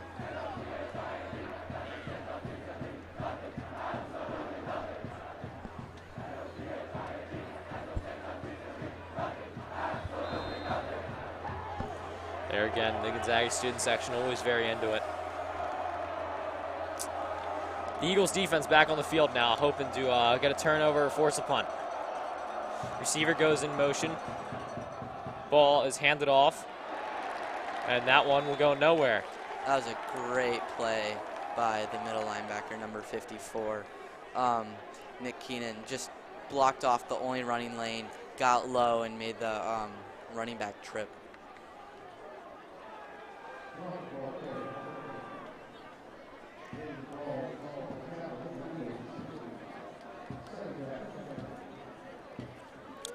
Second down and 9 for the Cadets. Hagan set up in this gun in the middle of the field with Plout to his right. 3 receivers to the right, 1 to the left for the Cadets. Ball snapped, fakes the handoff to Plout. Hagan looking for the pass, fires, and a nice tackle made there. They loaded up one side and went to the solitary receiver on the other. Just a nice 6-yard curl. Unfortunately, he did not get the first down, so it'll be a big play for both sides. Gonzaga is really hoping they can stop this, and St. John's needs another score for. They need to get off the field here. 3rd down and 3 from the Cadets' 32-yard line. Same formation again. Hagan set up in the gun with Plout to his right. Same formation also with the wide receivers. 3 to the right, 1 going in motion. Now 3 in the backfield. Hand off to Plout. Plout looking to bounce it outside. Plout getting upfield, and he will take it up to about the 48-yard line of the Cadets. Yeah. Very nice run there. Good upfield blocking. The outside linebacker for Gonzaga cut it more inside, allowing the running back to bounce out and allow for a great run.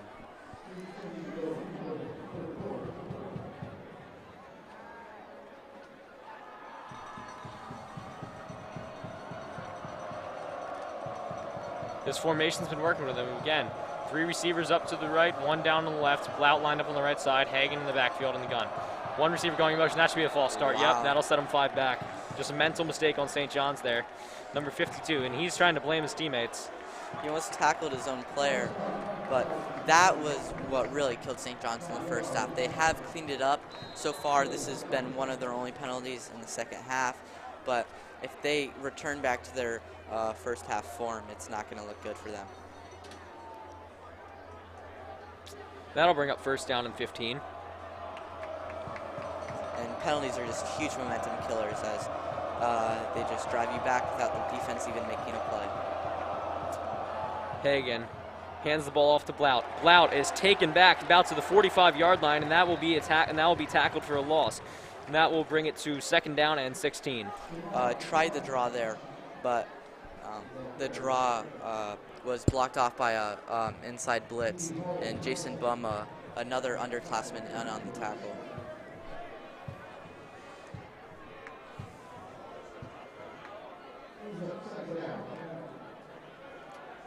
The Gonzaga faculty on the sideline there, along with the Booster Club. 3 men in the backfield for the Cadets. Hagan lined up in the gun again. Hagan steps back to pass, looking in the flat. 2 Eagles converging on him, and there's a nice hit there, and that should bring up about 3rd down and 10. Yeah, they tried the flat again, where they load up one side, flat to the other, with some nice blocks with the offensive linemen. But the Gonzaga tacklers just made a great play on the ball, and there seems to be an injured player down.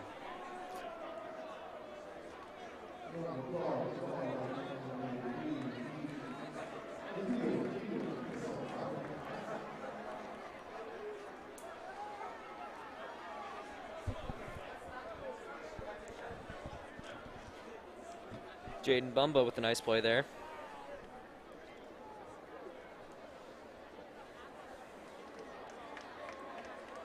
There you can see the Gonzaga student section in full. A complete sellout here tonight. Packed in like sardines.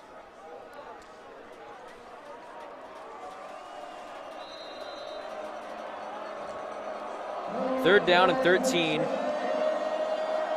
Hagan in the backfield, in the gun. Two receivers on each side for the Cadets in the right hash. Hagen steps back to pass, looking for an open receiver. Fires downfield. That one is incomplete. The drop made there by the Cadet receiver. That'll bring up 4th down and 13. The throw is a little behind him as there was a corner underneath. Again, that was the penalty that ruined the entire drive there. 1st and 10 turned into 1st and 15, which turned into 2nd and 16, and it's hard to recover from that.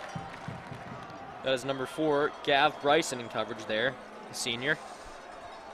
Playing an emotional in one of his last games at Gonzaga. Last game on I Street for them. Number 14, Jalen McDonald back to receive the punt. Uh-oh. Oh, no. And that ball will be recovered by the Cadets. Wow. On the Eagles' 25-yard line. Not what you want to see there. The Eagles could not locate the kick, and it hit one of the Gonzaga players right in the thigh, making it a fair game for all Cadet players, and they jumped on it.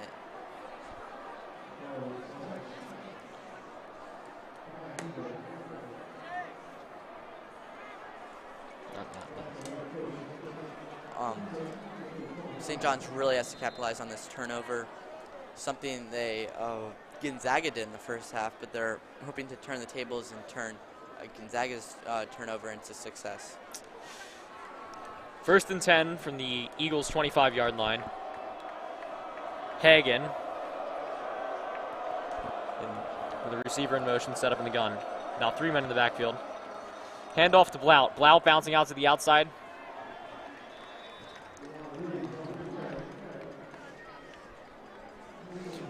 A great play by Kadari Machin, the middle linebacker. Used his speed to get up the middle and around the edge and grab at the legs of the running back.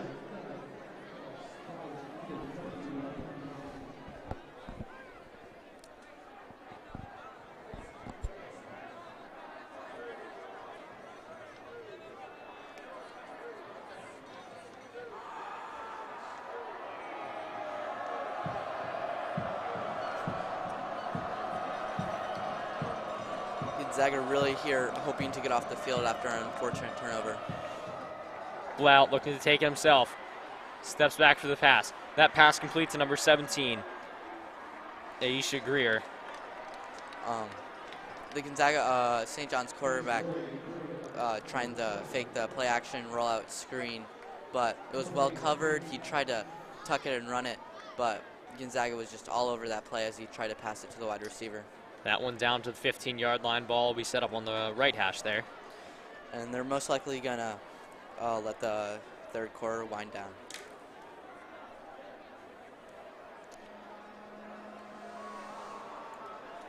Three seconds left in the quarter. I'm sorry, our clock's a little off, and that will be the quarter there.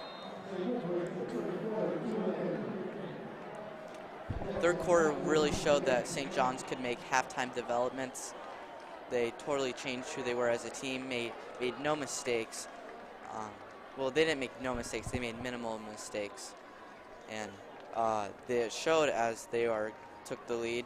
And Gonzaga really has to recuperate and mount a drive back on St. John's. Gonzaga doing their usual fist up in the air.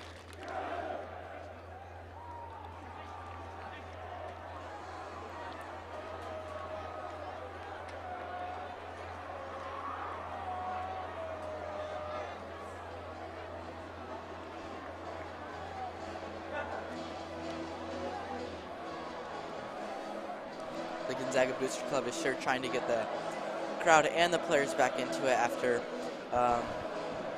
just a disappointing third quarter for them. Gonzaga has to keep their heads up, though, keep driving. And off come the shirts, the usual Gonzaga tradition in the fourth quarter. Tarps are off, baby. Wild scene in the Gonzaga student section. It does not feel good. It's a cold night. It just shows how the commitment and the passion of the Gonzaga students for their football team.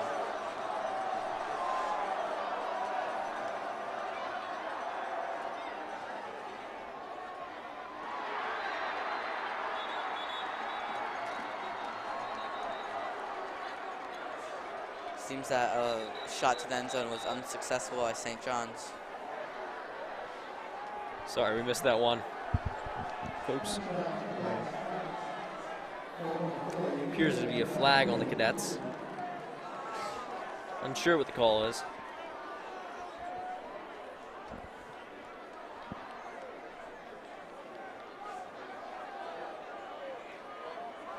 Ball spotted on the right hash, the Eagles' 20-yard line. Gonzaga gonna have to make a stand here to stay in this game. And the best case scenario there for them is hold them to a field goal. They really have to do that. It has to stay a one-score game for Gonzaga. Their offense has been struggling. That is true. Hagan lined up in the backfield in the gun. One receiver going in motion. Ball snapped, handoff to Blount. Blount trying to bounce it out to the outside. But a good tackle made there by number 8. That is Jordan Schuler, the defensive end for the Eagles, a senior this year.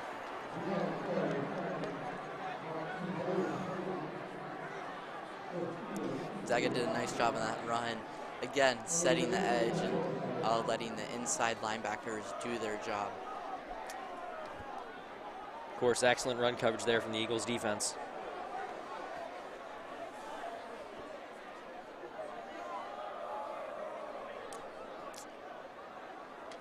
Seems to be some confusion there.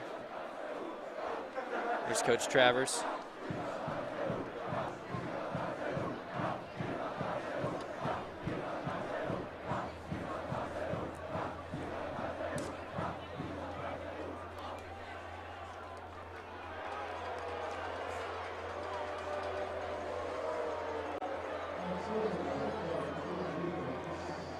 Seems to be some sort of penalty on the Gonzaga team.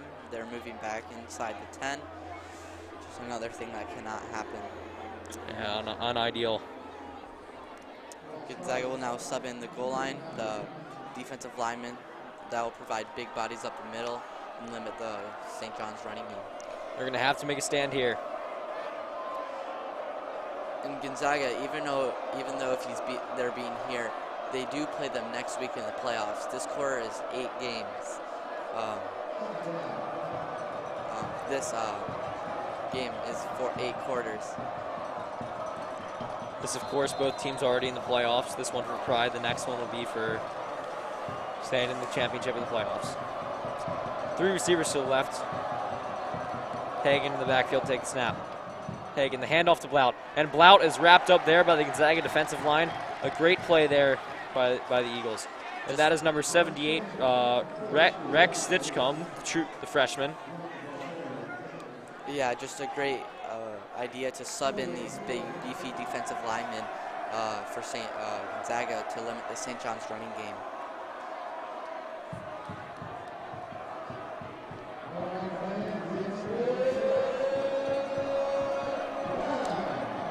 Third down and 5 for the Cadets from the Eagles' 10-yard line on the right hash. Hagan in the gun with Blount to his right. Gonzaga has to get off the field here. Equal receivers on both. Wow. Man in the open. And that will be a touchdown for the Cadets. Just a botched coverage. No Gonzaga man was on him. Quarterback Hagan saw that and paid off. That will make it a 2-possession game. Gonzaga will have to have a strong and quick response to this as time will run out in the 4th quarter. There's about 10 minutes, 43 seconds left.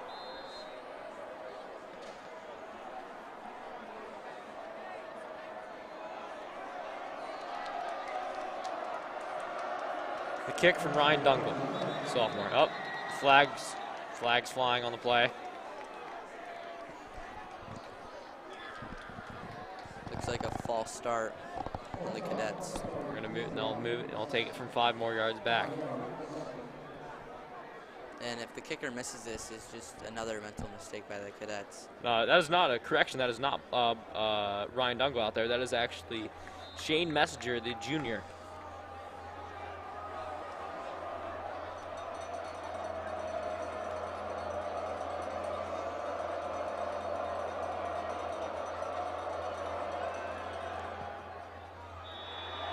Wow, he missed That the kick is no good. There you see the effects of a penalty. He had about a 15-yard field goal. It got turned into 25, just missed left due to a bad circling ball. But again, St. John's, the penalties have really killed them.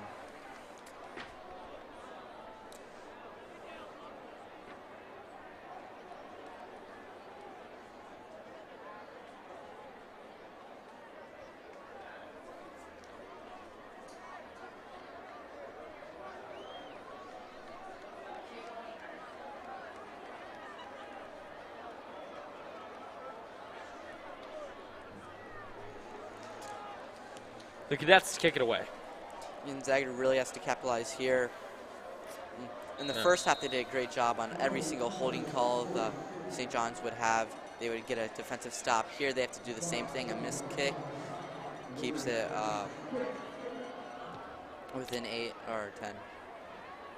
Big kick there, back into the Eagles' end zone. That'll be for a touchback. Conrath will take over from the Eagles' 20. The Eagles this drive will have to incorporate the pass game.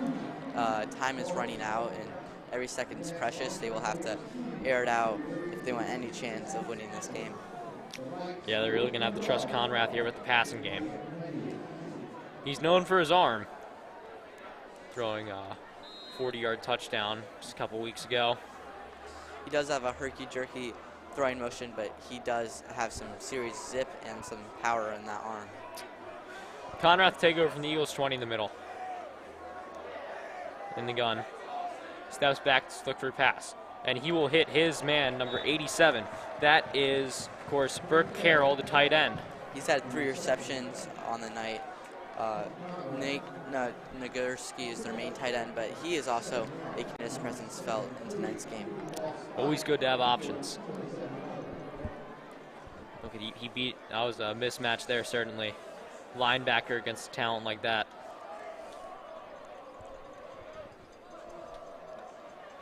Ball snap. Conrath, screen pass, and that one is incomplete. Just a little high, quick transfer and throw by Conrath on the play action screen, but just didn't connect and didn't work.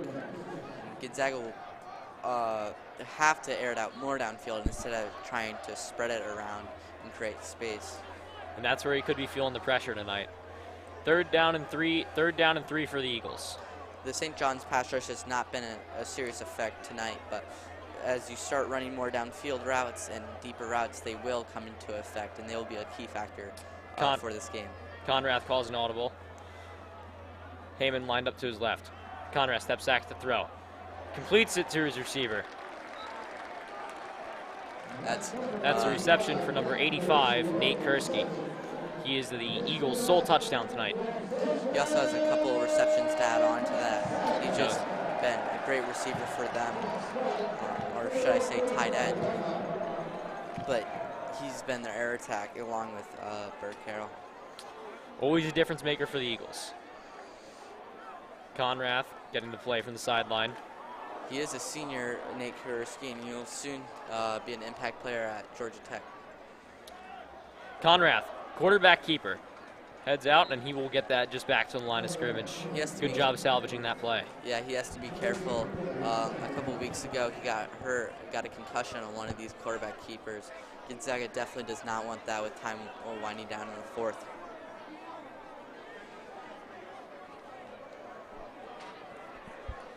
Kursky lined up to the left side, out wider than usual. Conrath in the gun. Heyman to his left. One receiver to the right for the Eagles, 3 to the left. Conrath takes the snap from the gun, fakes the handoff, and he will hit his man. He has room. He has daylight at the 30, at the 20, at the 10. Touchdown, Eagles! That'll bring it to 16-10. They seem to be hitting the gritty down there. Wow, just an outstanding play for Conrath. Pressure was in his face. He delivered the throw, took the hit for the team, and on a beautifully timed slant to his receiver for a huge touchdown for Gonzaga. That will put the life back into the crowd and get the momentum on Gonzaga's side now. Fantastic play call by the Eagles offensive coordinator. Wow, and they're set up in that formation again. Look at this. Yes. Look at this. They're always trying this.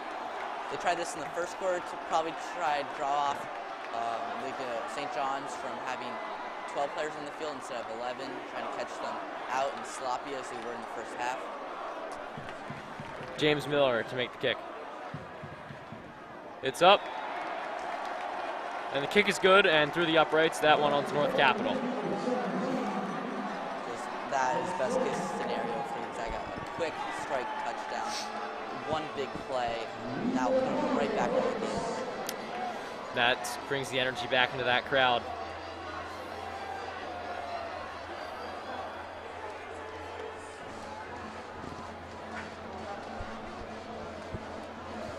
Gonzaga to kick off now with all that momentum and force they gained from that big play.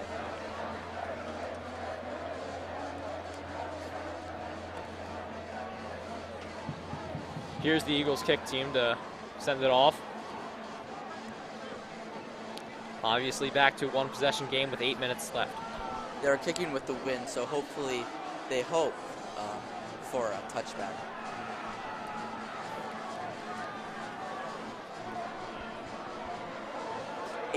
8:42 left in the fourth quarter. Gonzaga did what they just needed to do with a quick strike touchdown. Let's see if St. John's can run the clock out and get another score here. James Miller taking his steps back, preparing to send the ball off for the Eagles.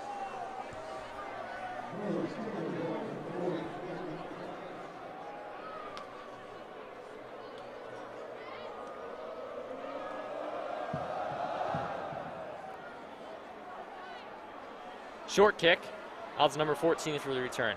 Oh, almost a fumble there, and we'll see if that ball's on the ground, but it appears it's been recovered by the same person who fumbled it, and that is number 14, Sean Williams, the junior. Gonzaga was so close into exploiting that turnover. It looks like number 13 has got him when he wasn't expecting it. That is Alec Easter, the senior wide receiver, making the nice play there. Went for the ball, almost got it. Just a great heads-up play by him.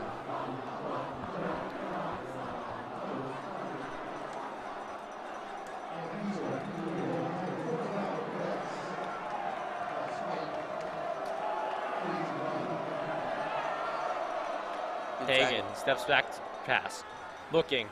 Rolls out of the pocket left. Throws upfield, and that's a completion up about to the 34-yard line, up to the 35. And then we'll get it up past the 35 to about the 37-yard line. A big play there for the Cadets. Wow, he showed his mobility off right there, evading the two would-be tacklers in the backfield, dancing out to his right, making a beautiful throw on the run, and hitting the wide receiver for a big gain for St. John's, something they desperately needed. The Eagles defense, certainly the pressure's on them. They've been solid all night, however. But yeah, they really have to get off the field and let the offense do their thing as they're still down. Hagan with 3 men in the backfield, one goes in motion. There's a handoff up the middle, and they will bring that up about to the 42-yard line. Kadari Machin on the tackle. Still a very nice game for St. John's. Nice 7-8 yard run, which will keep the chains moving, keep the clock running, and keep St. John's in control of the game.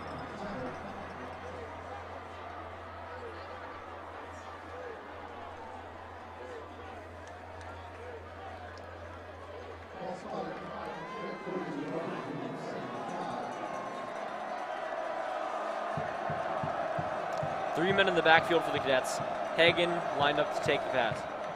Seem to be doing a reverse. Jet sweep out. Yep, here it is. And a very nice tackle made there by number 2. That is Kadari Manchin again, the senior linebacker.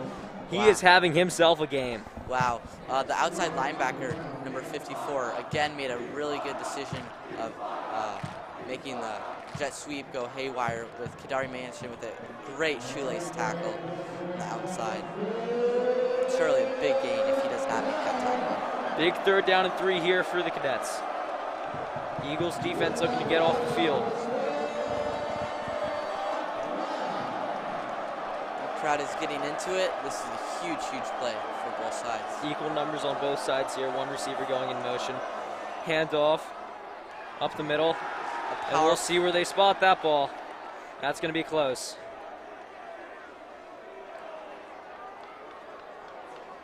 Seems like the St. John's players are motioning a first down, and it looks like they got it. Yep, they're moving the chains. It appears to be a St. John's first down. Again, that was set up all by the run on first down. Just a solid play. And again, the running back on third down, keeping his legs moving and just powerful running. Every single yard counts in this game. Definitely. That is Shaquan Blount, who was subbed in for number 27, Aki Edwards, after this first half. Receiver goes in motion. Handoff to Blount. Blount is stopped up the middle. The tackle is made again by Kadari Mansion. Wow. What a player. He's coming up in this huge moment. The Gonzaga defense just experienced a crusher right there on that third down conversion. But Kadari Mansion kept his head up, got, and just made a beautiful play.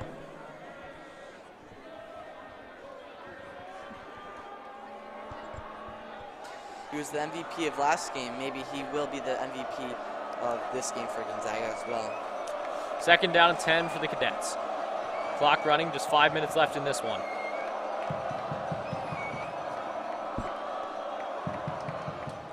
Hands off to the receiver in motion, number 14.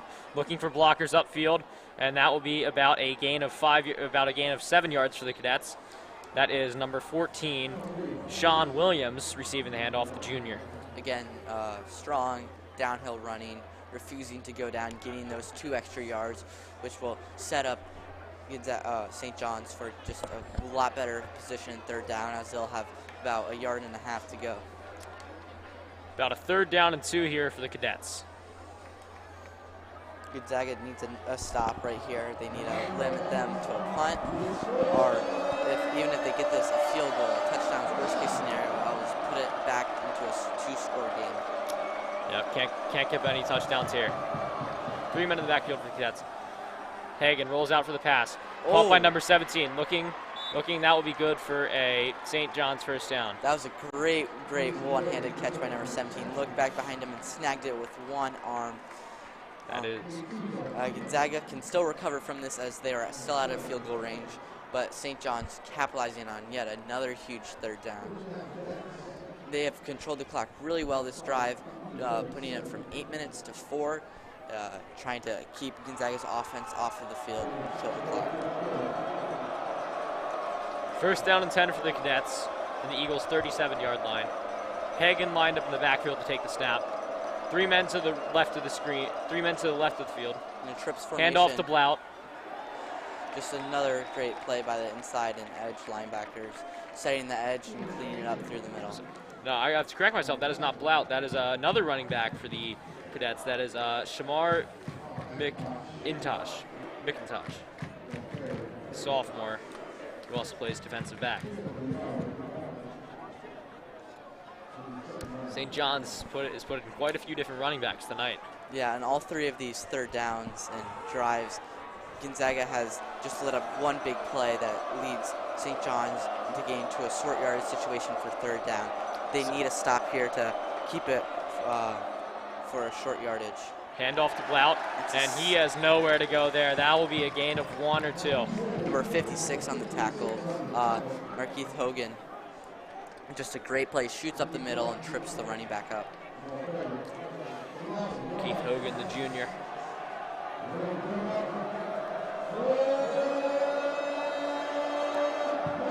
So it's 3rd down and long for the Cadets. The Gonzaga pass rush will have to be ferocious here. Gonzaga players are trying to get the crowd into it. It's big. Big play in the game so far. 2 minutes and 40 seconds to go here. If St. John's gets this, there's a good chance they'll run up the clock. Swinging out, right? Oh, and there are flags on the field. And another mental mistake for St. John's. Something that's that could gonna not be a big one. A 3rd and long already. It's 3rd and longer now. Another penalty, which just killed them all night. There's one thing that defines this game for St. John's, it's penalties. That's right, Brendan. Just in the first half, they had a lot of penalties. They cleaned it up a little bit in the second half, but they're having relapses here.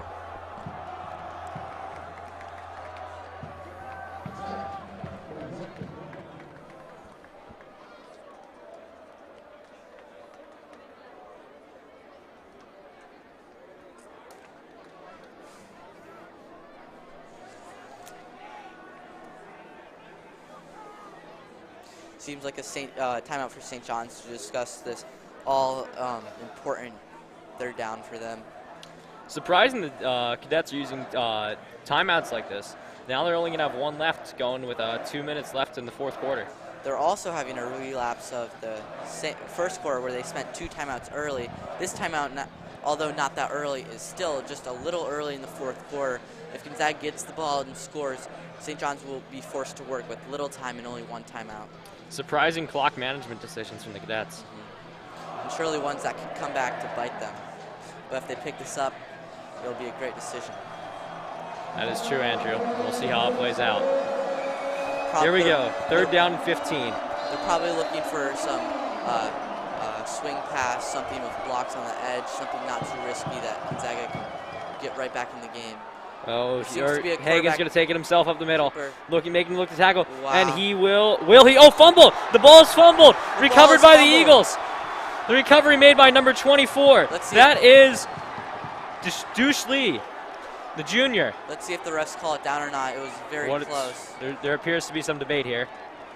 No signal yet. But wow, the St. John's quarterback had a great effort, but maybe too great as he kept going. May have lost the ball for the Cadets. Just a crusher there. Just waiting for the all-important decision. Gonzaga seems sure that they have it. Many players pointing. They seem to be motioning that the knee was down. We'll see what the decision is here. Seems to be some debate. And it's going to be Cadets' ball. Wow, a super close call. Replay. Unfortunately, we do not have New York in this game to figure this out, but this call could change the game. Just a powerful downhill run by the St. John's quarterback that knew the objective and got it. That's one of the aspects of high school football. It's just you never know which way those calls can go. There is no reveal.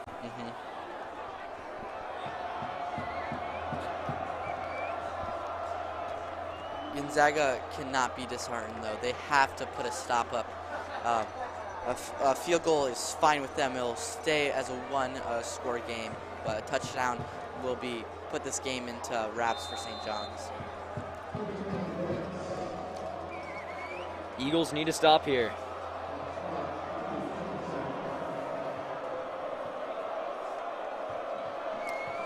Hagan lined up in the gun.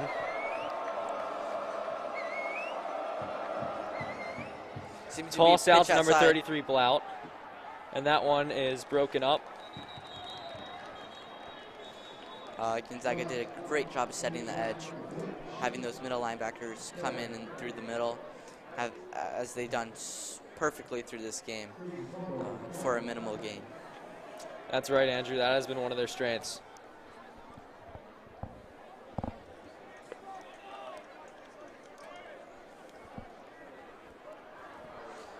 Seems like Gonzaga may have used their first timeout to stop the clock. Yep, there it is. That first down killed them. Now they have to use all their timeouts, and if St. John scores a touchdown here, the game is over. Even if they do get the ball back, it's a tall order for Aiden Conrath. They'll have to. He will have to showcase his throwing ability there. Certainly.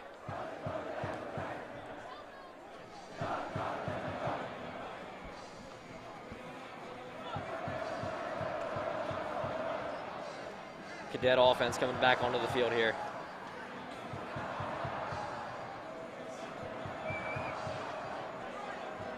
St. John's will most likely keep it on the ground, pound the rock. They just need to keep the clock driving and some good yardage runs to put Gonzaga away in this game. Gonna put it in the hands of their big man, Shanique Blout. Ball is fumbled, and that one will be on the ground. That will be a loss for the Cadets, and that'll put them back to the 29-yard line. Not a bad snap, but just mishandled by the quarterback. Put his eyes up before the ball was in his hands. Something you can never do. You have to catch it by looking right at it and catching it. Again, those mental mistakes from the Cadets. Something that may bite them if Gonzaga capitalizes on this and comes right down the field and scores. St. John's, the field goal won't do it for them. completely. Gonzaga, if they score a touchdown, make the PAT, it will be 24 to 23. So St. John's has to fight between running the ball or scoring a touchdown here.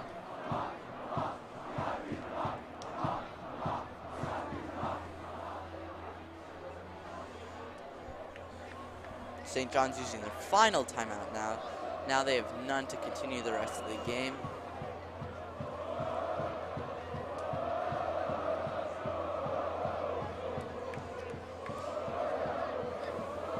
This clock management has really been questionable by the Cadets, using all 3 of their timeouts early.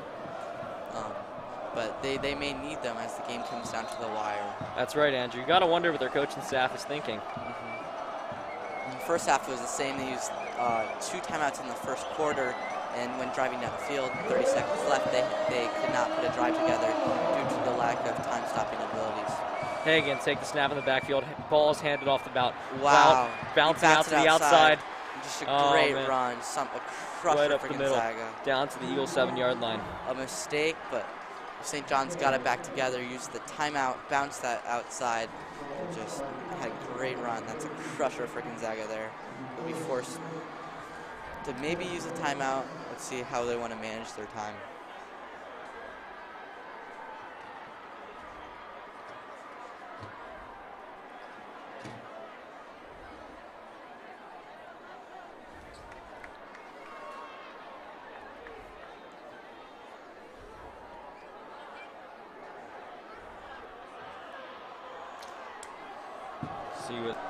It's 3rd down for the Cadets here. It all comes down to this.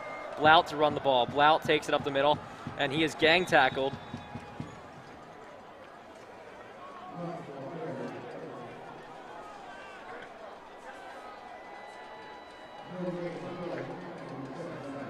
Seems like St. John's has this one in the bags unless they commit a mental mistake here. They have to stay focused. A loose snap or anything will. Gonzaga has no timeouts left. Just St. John's is going to run off the clock. They have to be super weary of a lost snap, though. See what happens here. They seem to be in victory formation. They'll take a knee there, and that should do it. That should do it. There is the game right there. St. John's 20, Gonzaga 17. Just Gonzaga could not capitalize on any possession they had. They had that one big play, but that was their offense for the quarter. St. John's did a great job of cleaning it up. Through the second half, and they'll take this one home. But do not forget, next week they play St. John's again. Gonzaga will surely come back for revenge, but they both will have a good read on each other. Certainly going to be interesting to see how the Eagles prepare for next week.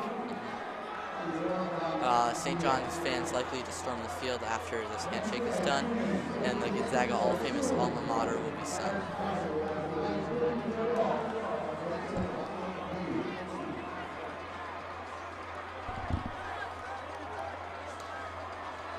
Well-played game on both sides. Just mistakes by the Cadets, but they found a way through them. Gonzaga's still proud, though. They got to keep their head up. Next week will be a huge game. If you remember, this is what happened in 2018. Gonzaga lost to them in the regular season, came back in the playoffs and beat them. To play DeMatha with Caleb Williams and the Hail Mary.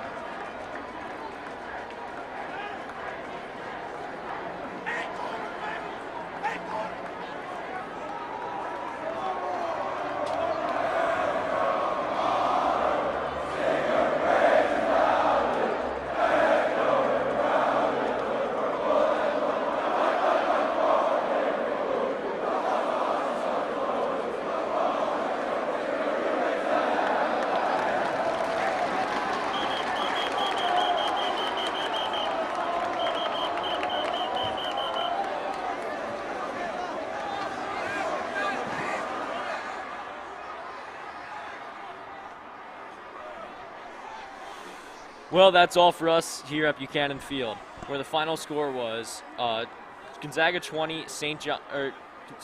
John's 20, Gonzaga 17. I'm Brendan Bean, and that's it. And I'm here with Andrew Kozny. Thanks for joining us. Please keep an eye on Gonzaga Sports social media accounts at Gonzaga Sports on Twitter and Instagram for more information about upcoming football and soccer games, as well as cross-country meets. Thank you, and have a great evening.